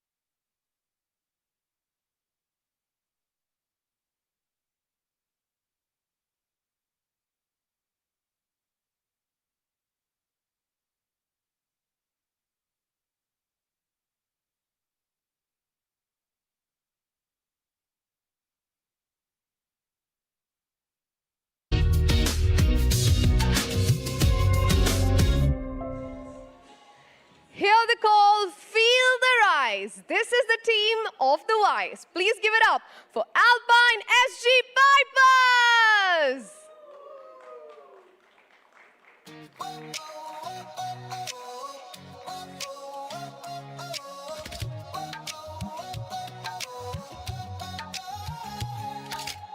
Spotlights burning through the night, legends stepping into the light. And now let's welcome the players. Starting with Fabiano Caruana, Anish Giri, Ragnananda, Hu Yifan, Nino Batsiashvili, and Leon Mendonça, along with their coach Praveen Tipse. From the heart of the city, now welcoming the home crowd is waiting for this one. Please give it up for Upgrad Mumba Masters. Everybody say checkmate. Come together for a chess day. Feel the pulse as the moments escalate. It's a festival of chess. It's a festival of chess. Let's welcome the former World Blitz champion, Maxime Vachier-Lagrave, Wesley So, another former World Blitz champion, Shakriyar Mamedirao, the reigning World Women's Rapid champion, Koneru Hampi, Harika Dronavali, and Bardia Daneshwar, along with their coach, Mr. Harikrishna. Please put your hands together for all the players playing in match number 9 today. All the best. You can move on to your board. Thank you. And now for the first move, may I please call upon Mr. Kamlesh Jovanputra, CTO Edelweiss, along with Mr. Hanish Choksi, CEO Beyond Facets. And guys are ready for this big encounter between the Upgrad Mumba Masters and the Alpine SG Pipers, the last one of the day. And joining me is Tanya Sachdev. Sagar, super excited as always to be next to you. And look at this clash that we have. Look at the environment. Look at the atmosphere that we have inside the Royal Opera House. Ceremonial moves, it was 1b4. I would be very surprised if we actually see Fabi make this move, expecting him to take it back as the arbiter reminds him that it's time to reset the pieces and maybe go with your own choice. Yeah, maybe if Fabi plays b4, I would be stunned, you know, there. Meanwhile, guys, there's another first move that's happening on the board of Anish Giri and Wesley So. And there we see handshakes. So many fans for Anish Giri in India and Wesley So as well, who's made several appearances in India for strong tournaments like the Tata Steel. And the first one to kick off for liftoff, it is the clash between the 2011 World Championship fighter Hu Yifan and Hampi. That's underway, as well as the second superstar women board, Nino Batsiashvili, currently on 2 out of 2, taking on a very informed Harika with a Queen's Pawn opening. Yes, and here we have the Queen's Gambit declined, while on the Hampi and Ho Yifan board, we have the Italian that's happening, and the moves will flow in a bit. But Tanya, a very interesting opening choice here by both the players. As you can see, the Italian is here. We'll have a very nice fight. When you've got this sort of a roster, this kind of a lineup, that's exactly what we expect, and they always deliver. These two teams currently with a very different trajectory of getting on to day 3. For the Upgrad Mumba Masters, it's been 100% score. They have been perfect as a team. 2 out of 2, 2 match victories. Meanwhile, for the Alpine SG Pipers, it's been the other end of that line, where yet to score a match win, yet to strike with all guns blazing on all their boards. Right, and Tanya, let's get the action on the Nino versus Harika board. And here on board number 5, we see that after Bishop E7, White is now thinking quite a bit for almost a minute. Very fascinating. Traditional chess knowledge, knights before bishops. That's how you want to start development. But here, Harika switches that move order by starting first with the bishop. Will take out her knight. Next, Anish Giri, meanwhile, does get the lift-off signed by the arbiter and starts with the king's pawn opening. The big board. I'm expecting a decisive result on this one, given their style, Sagar. And Pragnananda immediately responding with the first move, d4, the queen's pawn opening. And where's Fabiano Caruana? I can't see him at the board. I can't see him on the stage as well. Someone tell Fabi, it's time.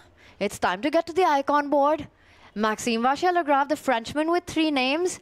The 2021 World Blitz champion is waiting for you as the world number 3 does come back. And Tanya, look at the opening choice in the game of Pragnananda. If we can quickly just shift there as Fabi gets to his board. It's the London system. Can we have Pragnananda versus Shakhriyar Mamedyarov board 3? And we can show them the opening moves that happened here. It was d4, d5, knight f3, knight f6, bishop f4. And then the queen comes in, attacks the pawn on b2, and Pragg goes c4. Wow, this is what we expected. Fireworks from the beginning. Fireworks and how? We will deep dive into that, but first we go over to our icon board, the clash between Fabiano Caruana and Maxime Vachier-Lagrave.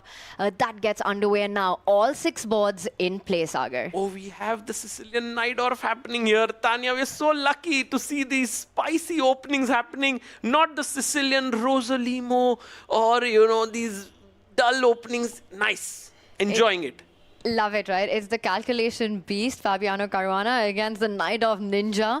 Maxime Vachier-Lagrave, this has been his bread and butter for almost the entirety of his chess career. He is the biggest expert alongside Anish Giri when it comes to the knight of this opening that's been chosen by black. Yes, and g3, bishop g2, a very safe setup by Fabiano Caruana to fianchetto his bishop. He's playing this calmly.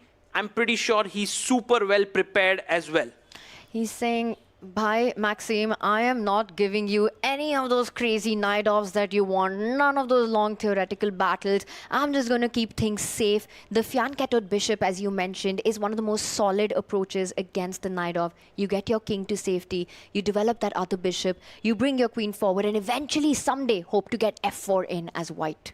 Absolutely. And by the way, guys, here we have some moves coming in, but the board hasn't updated yet. Tanya, I would love to go to the Pragg Mamedyarov board. Should we do that? We should do that as and when you please, because there's never a dull moment on that one. And I say it, and it's the first board where the queens are off the board. The commentators curse, it strikes. I was looking for a big boom boom fight here, punches. But a queenless endgame, is there still poison in this position? Tanya, you can get boom boom even without the queens. Here, without the queens, the knight and the bishop are already developed. The bishop could come out eventually. White pieces are developing very quickly. It could very well happen that white gets a big edge here. Because of the lead in development, as you're pointing out, notice the bishop, notice the knight at the center of the board. And if black was to capture the pawn, guess what? The other bishop comes into play, into a beautiful spot as well. And as we see moves coming in, definitely better placed pieces, symmetrical pawn structure for both sides, but better placed pieces for Pragnananda. Time is of the essence in this one. Don't let Shakhriyar complete his development if you're playing for an advantage. Correct. Yeah, so here Pragnananda has just taken back the pawn, and Shakhriyar is thinking, or has he played his move? I have a question. Do you think this approach by Pragg to trade the queens also stylistically plays against Shakhriyar Mamedyarov? We talk about his middle game, we talk about how aggressive he is. You get the queens off the board and you kind of force him into a territory that perhaps Shakhriyar isn't super happy about. I agree.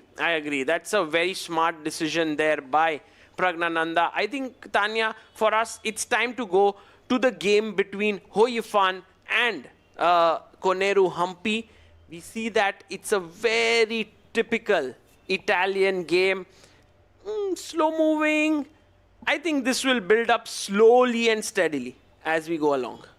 Couldn't agree more with you. I think that's the nature of Italian, that first the pieces come out until there is a central break, either white getting d4 or black advancing the d pawn. That's when it truly explodes. So far, it's pretty much... want to stay in standard territory, but the fact that black has pushed that A pawn, Humpy wants to expand on the queen side, Sagar. She wants to play B5, she wants to go A4 next, bring the bishop out. And I'll point out one idea that I remember from our training camps for the Olympiad that we had studied for black in this position. Oh, spilling all the beans, Tanya. Some of them. You can push those pawns, develop the bishop, and then a sneaky queen maneuver next to the black rook and line it up with the bishop. Targeting that F2 pawn. So this could be a development plan that we might see happen here. Wow. That's cool. That's so cool that Tanya has actually worked with Humpy and Harika for the Olympiads, and we're getting some great insights there. Tanya, one more game. Nino Batsiashvili versus Harika. And here we see a very typical Queen's Gambit declined. Queen's Gambit declined where the center has disappeared from the board. So a lot of trades have happened, and I think this is a similar story to the Pragg board where you have symmetrical pawn structure, but there is a slight lead in development as the bishops are nicely placed. The knight comes out. Look at that. The rook captures the open D line right now. Another queenless middle game and another position where white is slightly better. It seems like all the players of the Alpine SG Pipers were like, guys, you know, let's minimize the risk today and let's push still. I think that's a great math strategy, you know, when you're playing against the Upgrad Mumbai Masters who are clearly on fire. You know, not only the fact that they've won 2 matches, they won 17-4, their opening match. Dominating performance. You kind of want to get into kind of those positions where you feel, let's play risk-free today. And I think with the white pieces, a lot of their players are doing that. Yeah. That's true. Should we go to the prodigy board between Leon Mendonça and Daneshwar Bardia? And here we can see that white again maybe has that small pull because of the C6 square weakness. The one pattern that I'm seeing across all these boards is that the central pawns have been traded off. It's on the Pragg board, it's on the Harika board, and now on the Prodigy board right here, that C and D pawn, which means open lines where potentially could be a lot of trades. And Sagar, what happened? Tanya, look at this. On our top board, the icon board, the queens are gone here as well. Look at what happened. I mean, we were in for a Najdorf. And in Najdorf, you generally don't trade queens so soon. But here comes A4, B4, knight jumps in, takes, queen takes, rook A7, and all of a sudden, you have a queen trade. Again, this is done by Fabiano Caruana. It's amazing. And again, it's that pattern that we're talking about. Just get into positions where you don't have tactics, where you're not giving the Upgrad Mumbai Masters the chance to strike in aggressive positions. Take that away from players like Maxim, like Shakhriyar Mamedyarov, and just try to play an endgame or play a simplified position at the center. I agree. And now this is very exciting. Let's go to Hoyifan versus Humpy. And there is some action that's happening, Tanya. Oh my God, the position has shifted tremendously.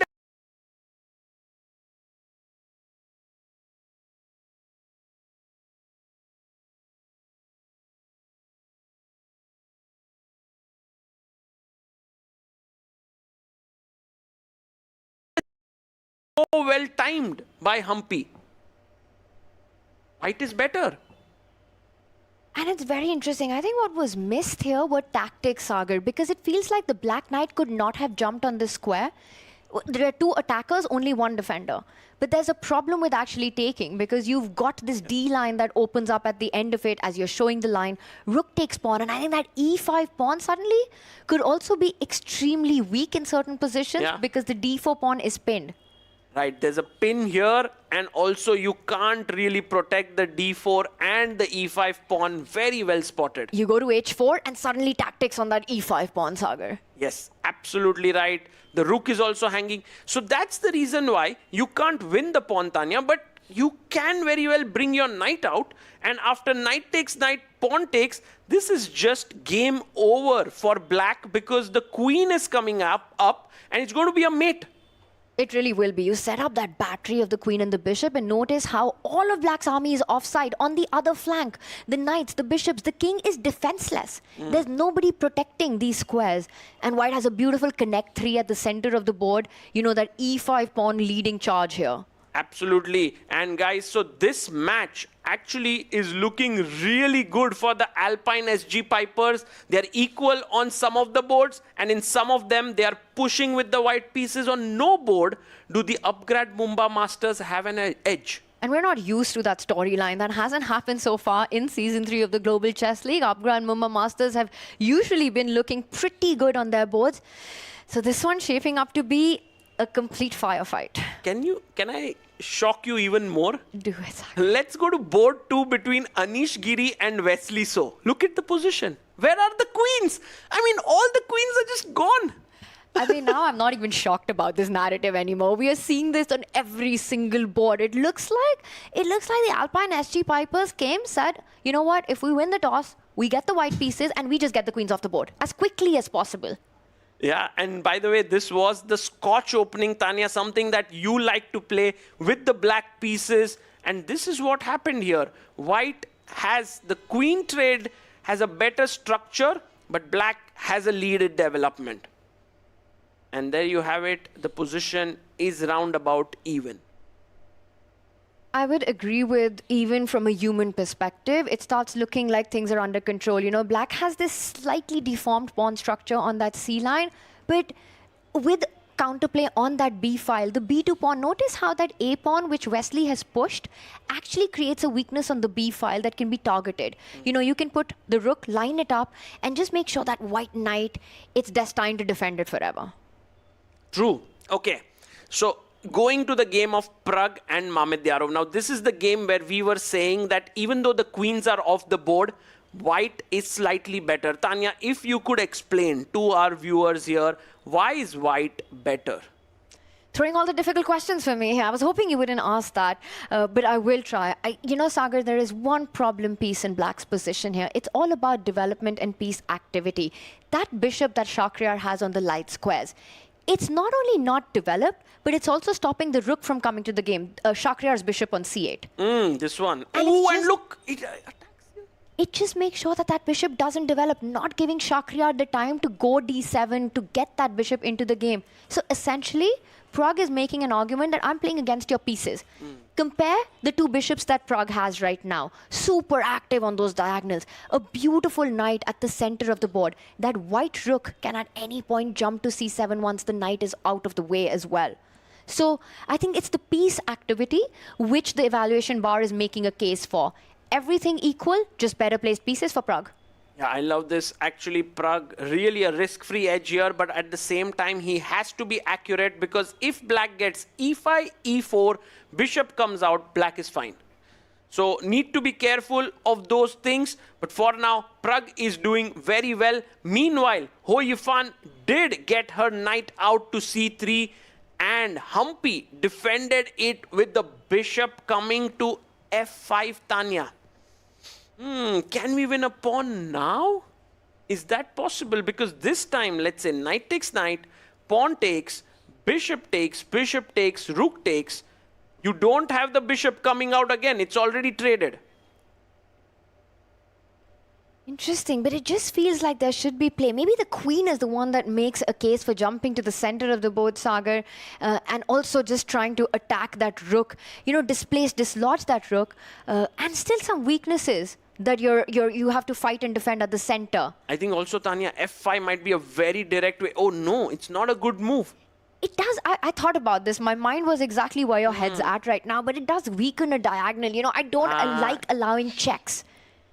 And that can just start feeling a little shaky. But I wonder if queen d5 could potentially be instead a lot more solid instead of f5 in this position. You're right, Tanya. Queen d5 is an excellent move. Getting the rook in, putting more pressure on d4, and that's good compensation. And Ho Yifan, such good understanding. She doesn't take on e4. She plays bishop e3. Ho Yifan is one of the most principled players. You know, her fundamental understanding is so superior. She would never go into these kind of crazy lines. She gets her pieces out. And Sagar, I say we do a quick roundup. We do a bird's eye view of all our 6 boards and see where the teams are finding their chances. Okay, let's have those 6 boards pulled up here with the teams all pitted together. And, well, I can see the white bars doing quite well on our left of our screen, on both the boards, and then on the bottom right as well. Tanya, I think a couple of boards. I mean, no queens. I can't see queens anywhere. So the top left is Pragg trying to push in that endgame with a slight edge, beautifully placed bishops against Shakhriyar Mamedov, and its bottom right, it's Huyifan versus Koneru Humpy. Yeah. Once again with a position where the black knight for Humpy at the center of the board looks very beautiful, but is the one that can be targeted at the right time. Yeah, let's get back to the game here. Let's go to board number 1 between Fabiano Caruana and Maxime Vachier-Lagrave, the icon board here. And Tanya, you can see that the white rook is well placed here, defending your own pawn, putting pressure here. Do you feel that Fabi has enough here to pose problems to Maxime? It's a great question. Optically, when you put this position, it almost feels like White's rook is beautiful on d5, and that's the post that Naidov's fights are usually revolving around. Who can control this square? But you really want a minor piece there. You don't want a major like a rook or queen there, which can easily be kicked out. Imagine the king moving one step forward and the knight falling back to hit that rook. And suddenly the d pawn can also move ahead. You're feeling weak on that a5 weakness. If we highlight that, that's a red hot weakness in Fabi's camp. I think if Maxime is able to push that rook out of that d5 square, he's definitely got something to play for here. Very cool, very cool. The only thing here is that the white knight could very well come in and plug the weakness here. So it's a very complex position. And I want to ask you, in these team battles, right, we've got this incredible icon board. How much of a role does that play when the other team members sort of see this position or see this game psychologically to adapt to that? How crucial is this match between these two players who've played against each other endless number of times for the rest of the team? I think it was you, Tanya, who said that yesterday whoever won on the icon board, that team lost. So, while this board is very important, it's very, very critical to play well on all the boards. And for now, I think this game may very well go into a draw or an equal position. Let's go to Pragg game, board number 3. Praggnanandha. Oh my God, what we just spoke, Tanya, has happened here. We left it off when the rook was on e8. Then came knight e4. He took, pawn pushed forward. I was like, this should be avoided. But Pragg was like, Sagar, you don't understand chess so deeply. Pawn push. And now this position is somehow very much better for white, because look at all those pieces so active now.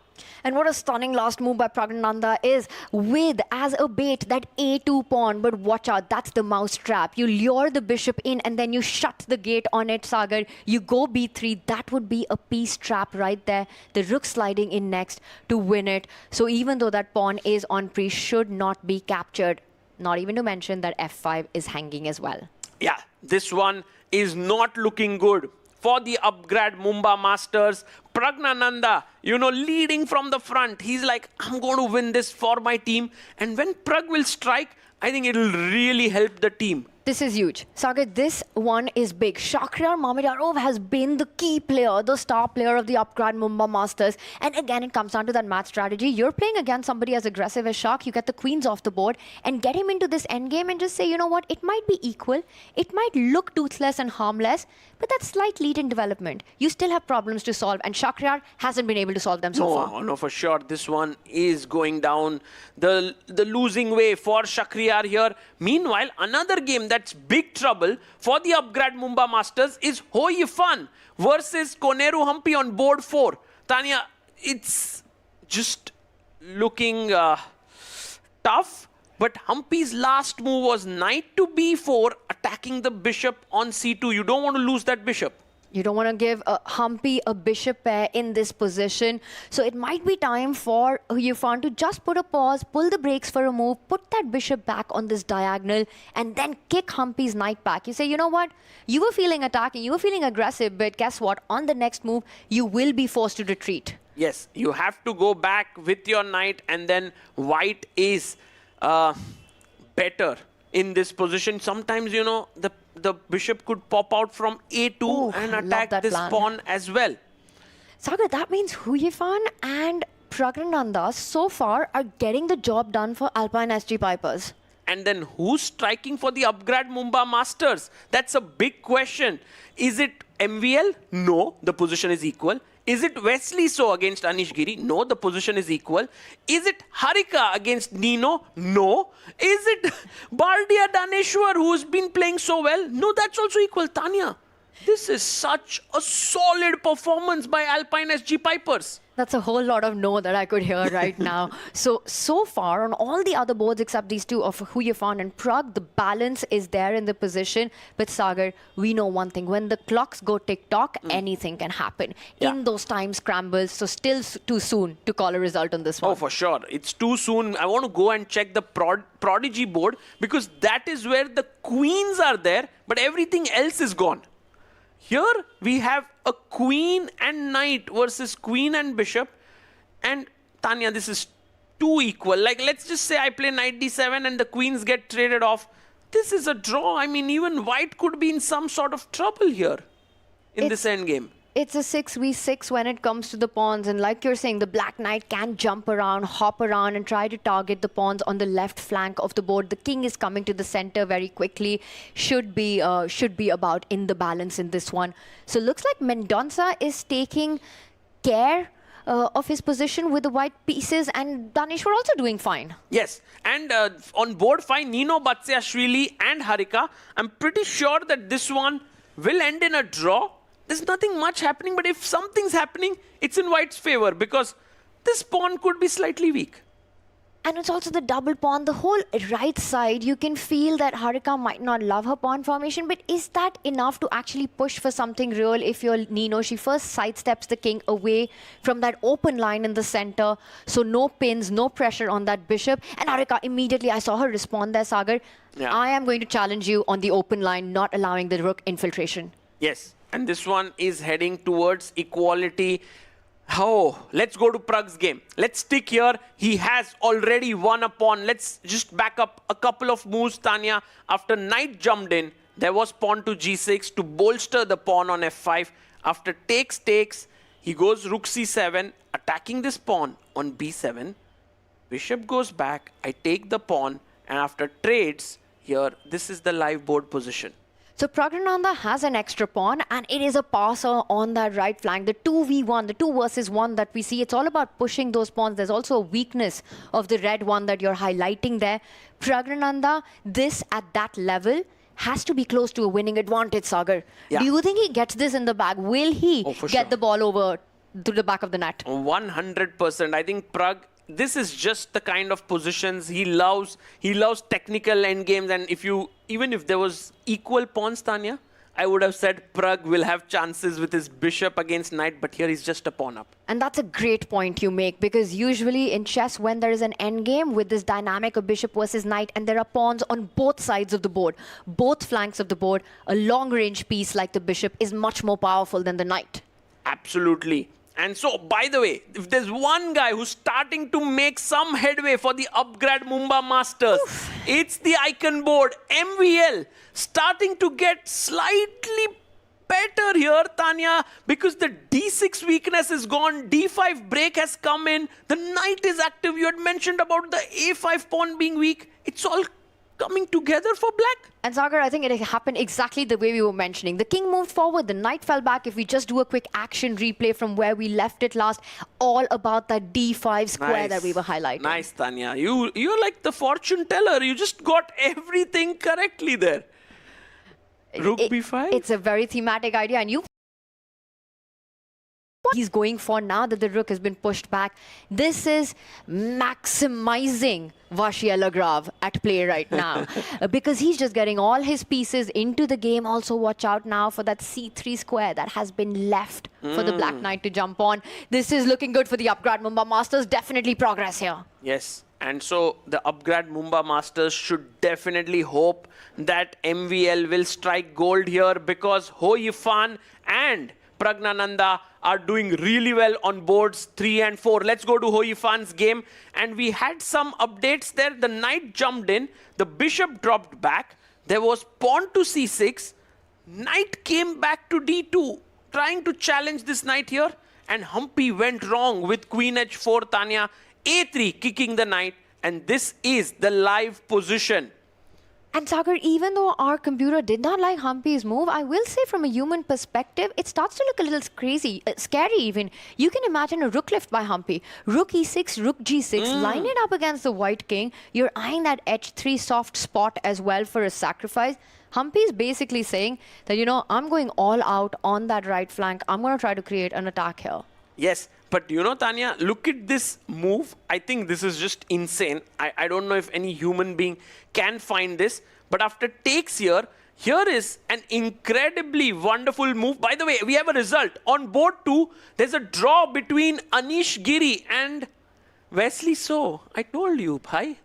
This was bound to happen. You did call that one out, Sagar. You said Wesley versus Anish will end peacefully at the Too start. much respect. You and they have for Sahaj both had this prediction. And both very positional, strategic players, again, who have so much experience against each other. And like you said, so solid. Yeah, they just are like, okay, you know, we just knew the opening and stuff. So draw, very logical result there. Meanwhile, guys, here is the move that I was talking about in the Humpy game. Pawn to f4. And you know, you can't take en passant, Tanya, because bishop takes f5 is a free bishop. Can Hou Yifan find it? That's the question.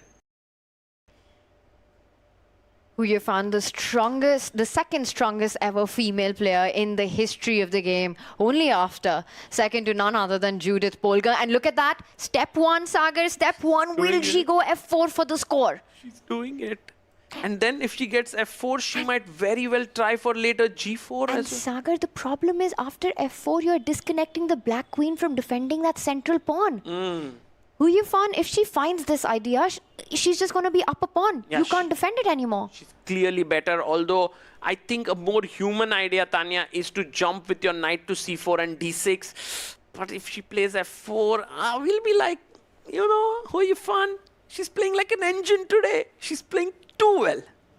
She's a very strong player. The thing is, f4 is such a direct approach, but you might feel you're weakening your king just a little bit. But I have a feeling that Yifan feels it's time to cash in. She's positionally very well in this position, you know. Look at that knight at the corner of the board. The black knight stuck there. The rook still not in the game. That bishop blocked by the d4 pawn. She might go for the direct approach with f4.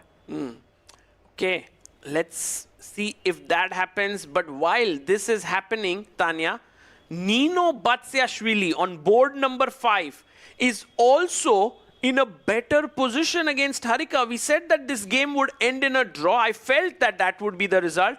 But Harika gave up one pawn, and now she's actually got back her pawn. But this rook endgame is tremendously dangerous. In fact, it might be objectively lost because of this extra pawn here and the better placed king.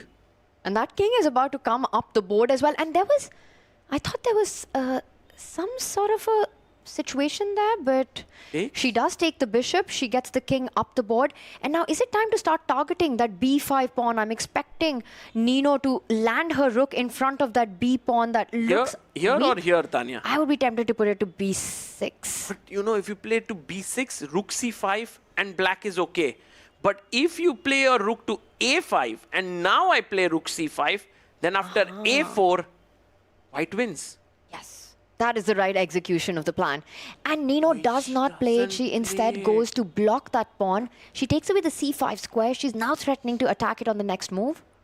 But now Harika can go rook g4. She can start attacking the white pawns and then defend this way. I think Harika will get the half point here for the upgrade Mumbai Masters. A small miss there by Nino. She got her chance, but she didn't take it. And Sagar, as we're going into time trouble territory, you know, the time scrambles that are coming up, let's get a bird's eye view. Let's go into a shift of the 6 board scene so that we can really see how the teams are faring against each other. We see that on that top left, Pragnananda in full control in this endgame. So that's good news for the Alpine SG Piper, Sagar, and that bottom right board still a huge advantage for Hou Yifan. Those are 2 6-pointers then. Yeah, we need to change one of the boards. There is no junior board here, but that is equal. So, by the way, if we go quickly to the Pragnananda game on board 3, we will see that Pragg is doing this in style. We had a few moves here. Pragg broke here with the move G4, which is so beautiful, breaking the structure, making another weakness. And look at that bishop. It hits that knight. Oh, this is stunning. Look at the way Pragg has pretty much killed Shakriyar's rook to the corner of the board. We spoke about the problem pieces for Shak. It was the bishop. It came out, had to give up a pawn. And now that rook is stuck. The white rook is about to slide all the way to 7th heaven. Oh my goodness. And once this rook gets here, the pawn moves forward. It might well be a mating attack, Tanya. I say we stay here because this game might be ending any moment, Sagar. Sure, we can stay here. I'll keep an eye on the other games. It's all looking very much in control for the Alpine SG Pipers. I don't even see where the threats are coming from. Even MVL, who was slightly pushing with black on board 1, is equal now. G5 played. He kicks the knight out only to follow it up with the rook if it's allowed to infiltrate. And I think Shakriyar has to stop it. He has to move the knight to a square where it can control the C7. 98 on knight d5. Such an unhappy move when you play knight e8. Yeah, let's play knight d5, which is slightly more active, but I don't know. I mean, Tanya, rook c5, rook c4, attack this pawn. He's reaching out. He knows that he's in big trouble, Shak. And look at the way Pragg has pretty much outplayed Shak ever since the queens got off the board. And that too, without really trying too hard. I think this is just pure genius by Pragg today. He does jump in to the center of the board, but that knight, one thing you have to be careful about, Sagar, do not get tempted to pin that knight on the d file. Oh, yes. If rook d1, Bishop's Tanya. hanging, everything's hanging, knight jumps all over. Brilliantly spotted here. The rook is hanging. So, okay, knight d5. And now Pragg thinking about what his next move should be. Shakriyar, of course, worried. Tremendously worried at this point. But Tanya, we need to go to the icon board. Let's do it. MVL is actually now again better. And this time, can he make it into a tangible advantage for himself?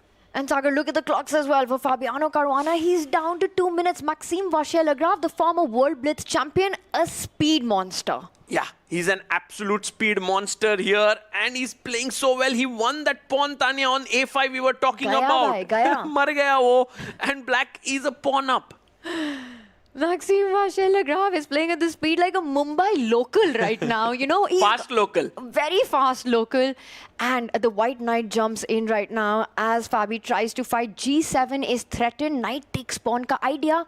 Watch out for that. Just kick the knight away with G6. And guys, if there's someone who can save the upgrade Mumbai Masters today, it is MVL. If he can do that, I don't know if it would be enough, but he must do it. It's full pressure on him. He has to feel the responsibility on his shoulders as some of his other teammates are in trouble right now. He knows when you're playing against Fabi, you need to put pressure on the board and the clock. He was quickly about to make a decision. He does fall back with the rook, defending that pawn, Sagar. Yeah, and maybe the advantage slightly slips, but it's still very much under control. Tanya, I want to take our attention to Ho Yifan versus Humpy because the #1 player in the world, Yifan, is crashing through today. She has a huge position. And look at these black pieces. They're not even playing. I don't know what pieces you're talking about. Those pieces are totally offside when all the action is happening on the right flank. And now watch out. Sacrifices on that 8-6 pawn is what Yifan has hinted at. Bishop takes pawn would be game over. There'd be checkmate to follow if that's allowed. Right, and that looks really deadly right now. Humpy is in big trouble. So actually, the Alpine SG Pipers are striking on 2 boards. Pragg on board 3 and Ho Yifan on board 4. So you need 2 wins for the upgrade Mumbai Masters. That's not looking... I mean, MVL could try on board 1, but who's the other guy? Who's the other player? Not Harika. Is it Daneshwar Bardia? Well, it might be, but for the upgrade Mumbai Masters, 1 board at a time. Even this is far from winning for Maxime. He's pushing it. He's up a pawn right now, but so many pieces that gives Fabi enough counter chances to fight back. I agree. Fabi will fight here. I want to quickly check the Prodigy board. Right now, Daneshwar Bardia with the black pieces. I don't know if he's seen what's happening in other games, and he's feeling that I need to play for a win here. And Bardia has been the superstar for the Upgrad Mumba Masters. He's been masterful in his performance. 2 out of 2 so far for the team. He's playing with the black pieces, but that king on g6, is it feeling the heat right now? Yeah, it looks a bit weak, Tanya. I mean, check could come in at any point. There could be a pawn push to just smoke the king out. Maybe it's also looking good for Leon here. This game is one for all 3 results, and draw is the least likely of them. I agree. It's going to be a fantastic battle, and coming down to 2 minutes now for Mendonça. Sagar, I think we go back to the Humpy Huyufan board. Okay. Because I do see a sacrifice has happened there. Oh my goodness. She's given up the bishop. She's given up that. She went king g8. Boom by Huyufan. Takes here. Queen takes. There's a mate threatened here. So f6 played. But how do you finish it off, Tanya? Huyufan is going to show us the way. She simply captures the pawn. She's hitting that defender queen, which has to stay on the board. Queen f7, keeping it close to the king. Is there a knockout punch here? Yeah, there should be. There's bishop g6 ideas.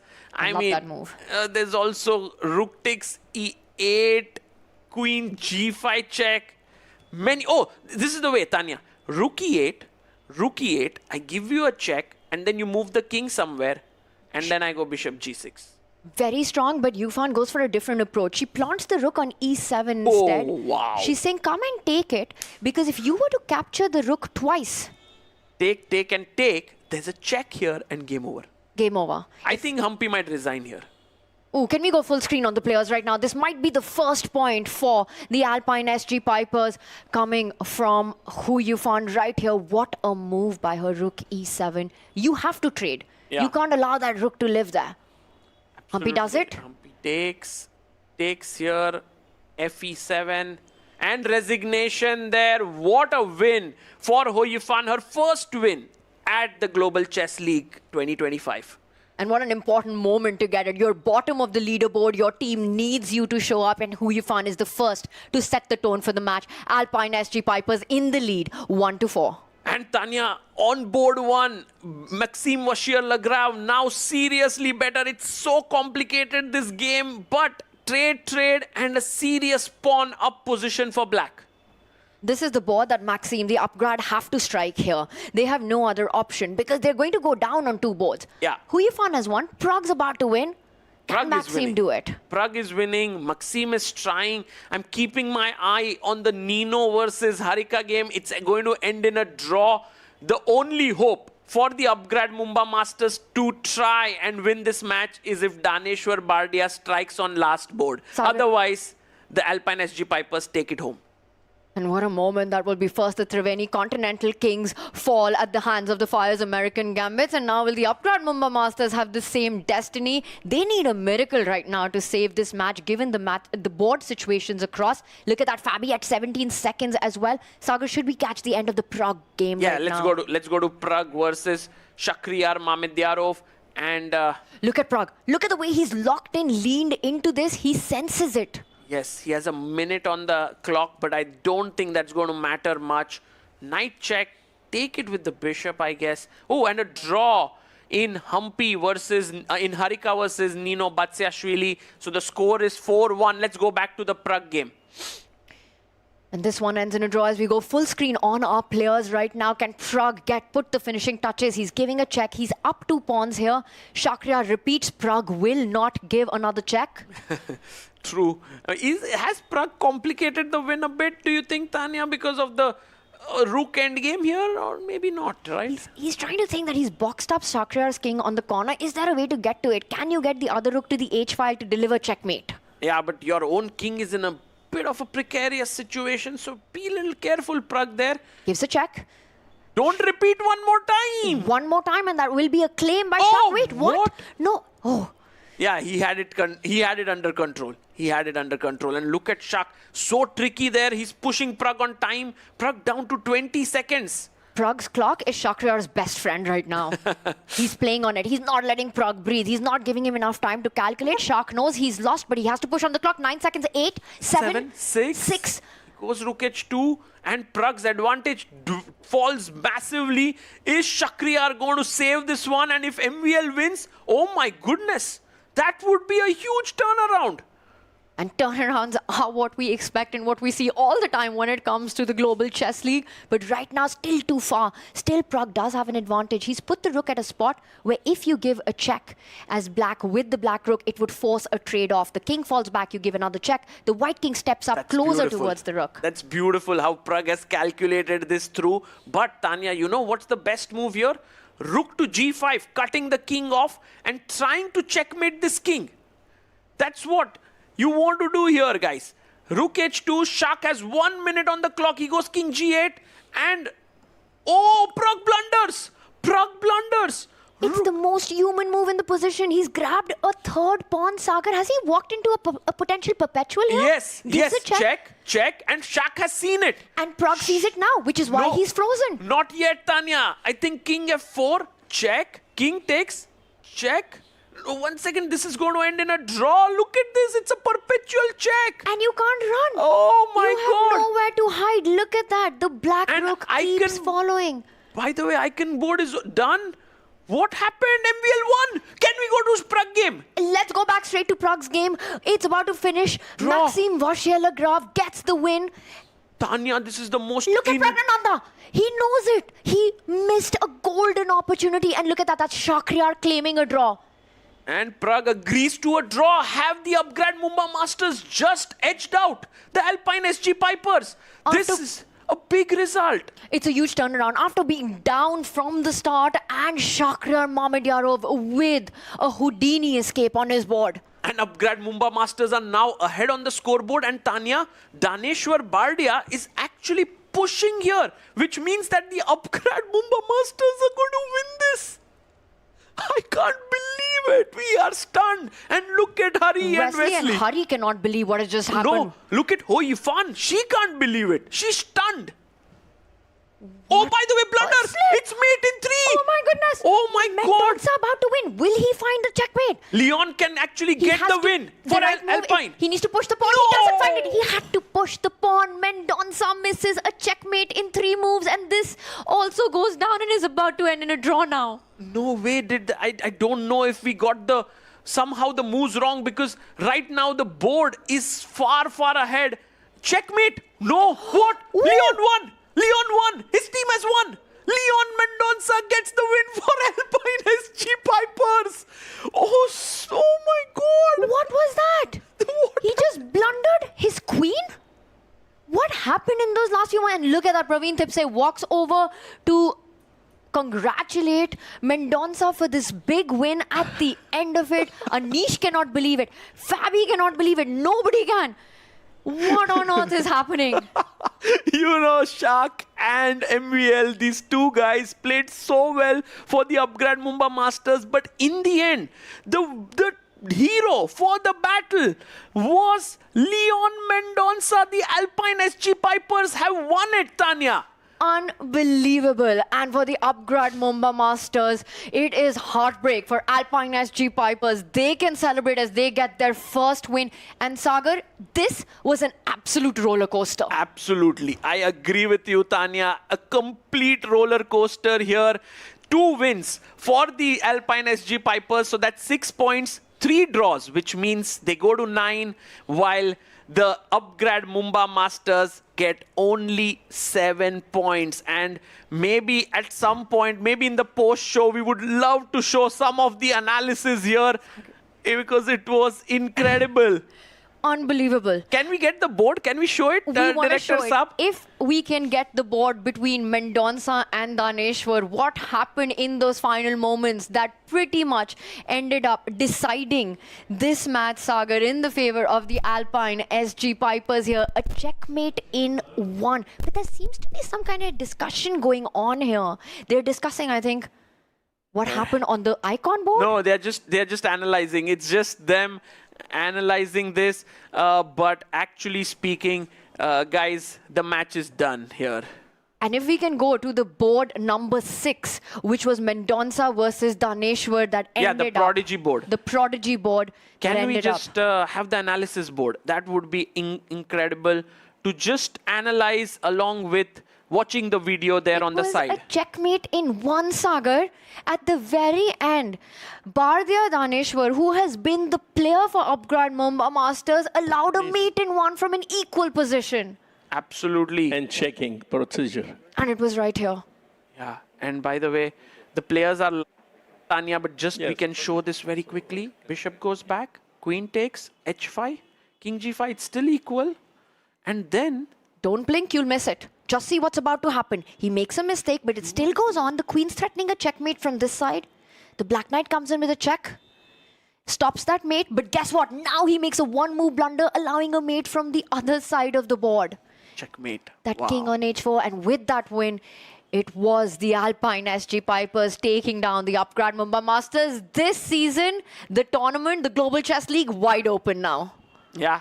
Absolutely, guys. And in the end, they were playing so quickly that the DGT moves were so wild. And I think Leon Mendonça should get the player of the match award. I mean, he is the MVP. He played so well. Leon Mendonça there, just outstanding.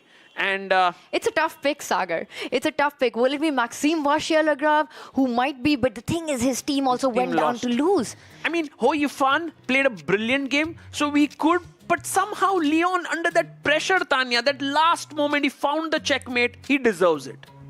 I agree with you. I think between Hu Yufan and Leon Mendonça, these are the two players. It will be an MVP between one of them. What a performance by the Alpine SG Pipers, taking down the Upgrad Mumbai Masters 9-7. An absolute roller coaster of the match, and we will be back with all the action live from the players. You stay tuned with us.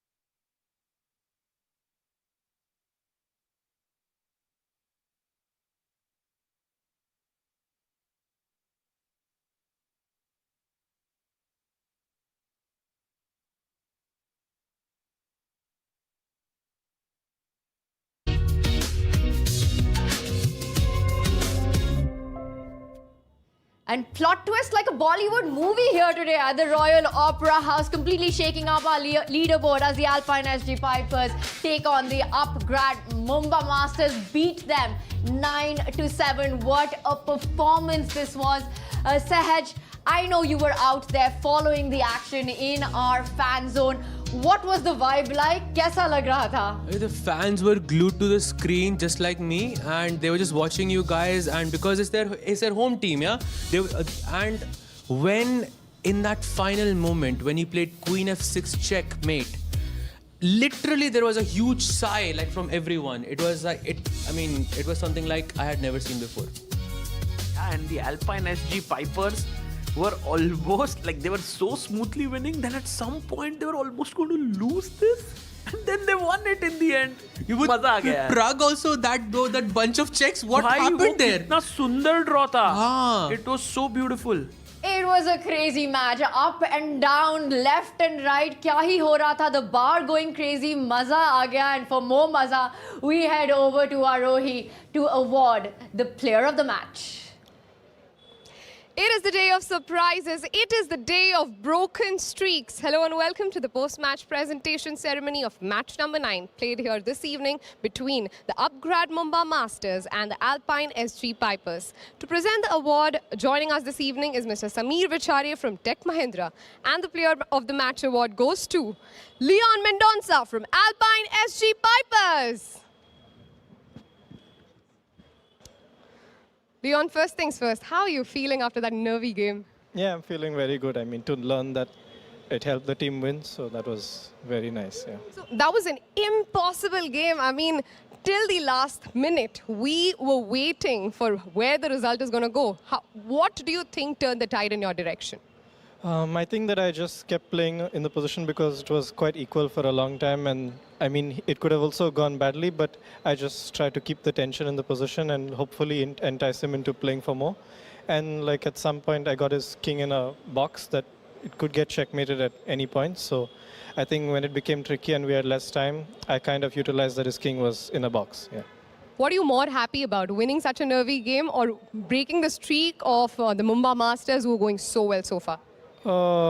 Mostly about winning because it was my first win of the tournament. So yeah, for me it's about winning. Yeah.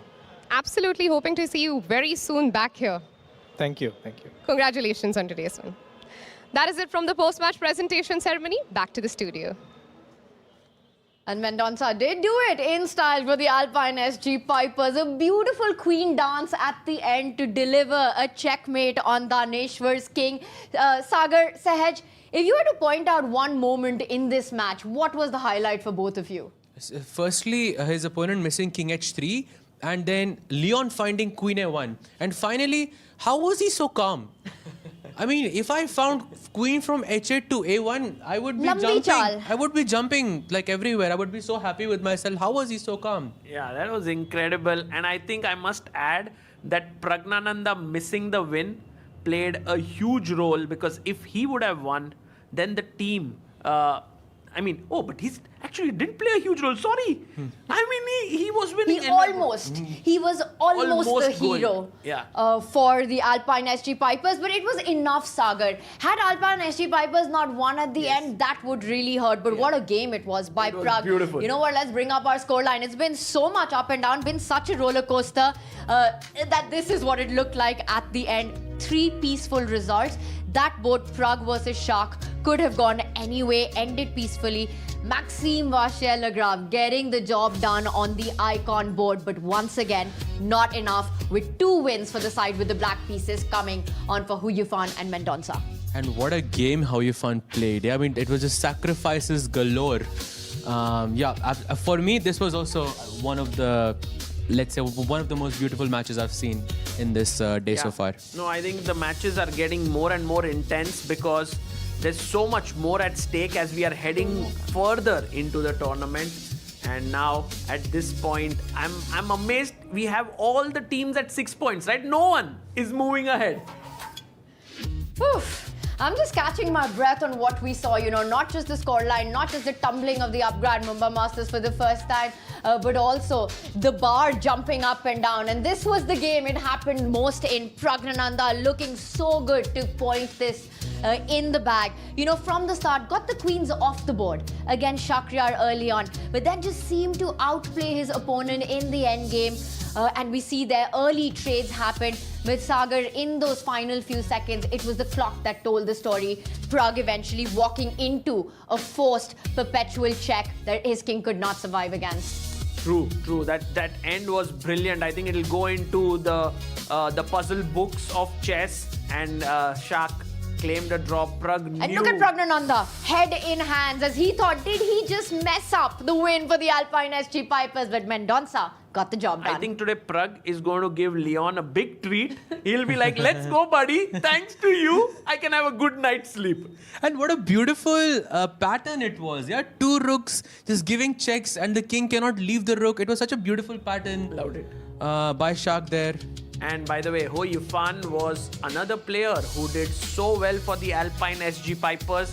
She was flawless in her win against Humpy. Yeah, just beautifully executed with the white pieces, a solid approach in the opening and then finishing it off with incredible tactics. We saw some exchanges, some trades at the center, and at the end of it all, she pushed Humpy's queen back, brought her own queen forward into the attack, and then just exploded on that black king. Yeah, the final move there, the rook entering in, pawn takes, and Humpy had to resign. And that was all she wrote. Handshakes there from Humpy. It was the end of the winning streak for Upgrad Mumbai Masters. It's been a break and shake on our leaderboard as we bring up our standings after this absolutely insane day 3 here at the Royal Opera House. Look at that. We've So still close. got four teams there right at the top. Alpine SG Pipers finally climbs up with their first match victory. What stands out to you on our leaderboard, Sagar? Of course, it's the PBG Alaskan Knights at the bottom of the table that stands out, but also the 4 teams. And with such less difference in game points as well, we are in for an amazing treat in the next 7 days here. Another thing is that Upgrad Mumbai Masters, even though they lost their match, they're still leading. That's amazing, I think. You know, the action's happening in Mumbai, but currently the PBG Alaska Knights seem to be sitting in Alaska. What do they need to do to actually change the script? Because it needs to happen quickly for them. Yeah, I think tomorrow they have to win. By tomorrow, if they lose, so done. I'm pretty sure that it's done. No chance. I'm still with you on this one that they need to have some team activity together, like just to change the mood. What would you recommend in Mumbai? Some dinner, yeah. I mean, you are from Mumbai, Sagar. Bhai, you should. I'll tell you what they should do. They should right now try to get into the local train that's heading in the direction where everything's crowded. Just help each other, and they're like, "Oh, we survived this. Let's go tomorrow. We'll survive anything." There's huge pressure on Gukesh to survive right now because it's become a battle for survival. Let's quickly bring up the action that's coming up on day 4. Tomorrow, this is what we have on the menu for everyone. It is the Fire's American Gambits taking on the Alpine SG Pipers. What a performance by both these teams, taking down the 2 giants today. It was the Fires who beat the Triveni Continental Kings and the Alpine SG Pipers breaking the Upgrad Mumbai Masters. We'll follow that up with the Alaskan Knights. A do or die for Gukesh's team right now up against the Upgrad Mumbai Masters. You know, you're on 0 on the leaderboard, and guess what your reward is? You play one of the strongest teams. Yeah. Yeah, it's going to be tough for the PBG Alaskan Knights, but they have to start there, and then the Triveni Continental Kings take on the Ganges Grandmasters, perhaps the 2 teams that are playing really solid chess here. I'm taking Triveni in that one for sure. That's a safe choice. Yeah. Oh, what a day of chess it will be as we go on to day 3 tomorrow with all the matches starting with Hikaru versus Fabi. We'll have Gukesh taking on Maxime Vachier-Lagrave, Ali Reza against Vishy Anand. That's only on the icon board. And of course, all of that is coming tomorrow as the race to the finish line heats up at the Royal Opera House. It's a sign-off from us here for tonight. We'll be back with all the chess action from the epic team battles happening in Season 3 of the Global Chess League. We'll see you then. Have a good night.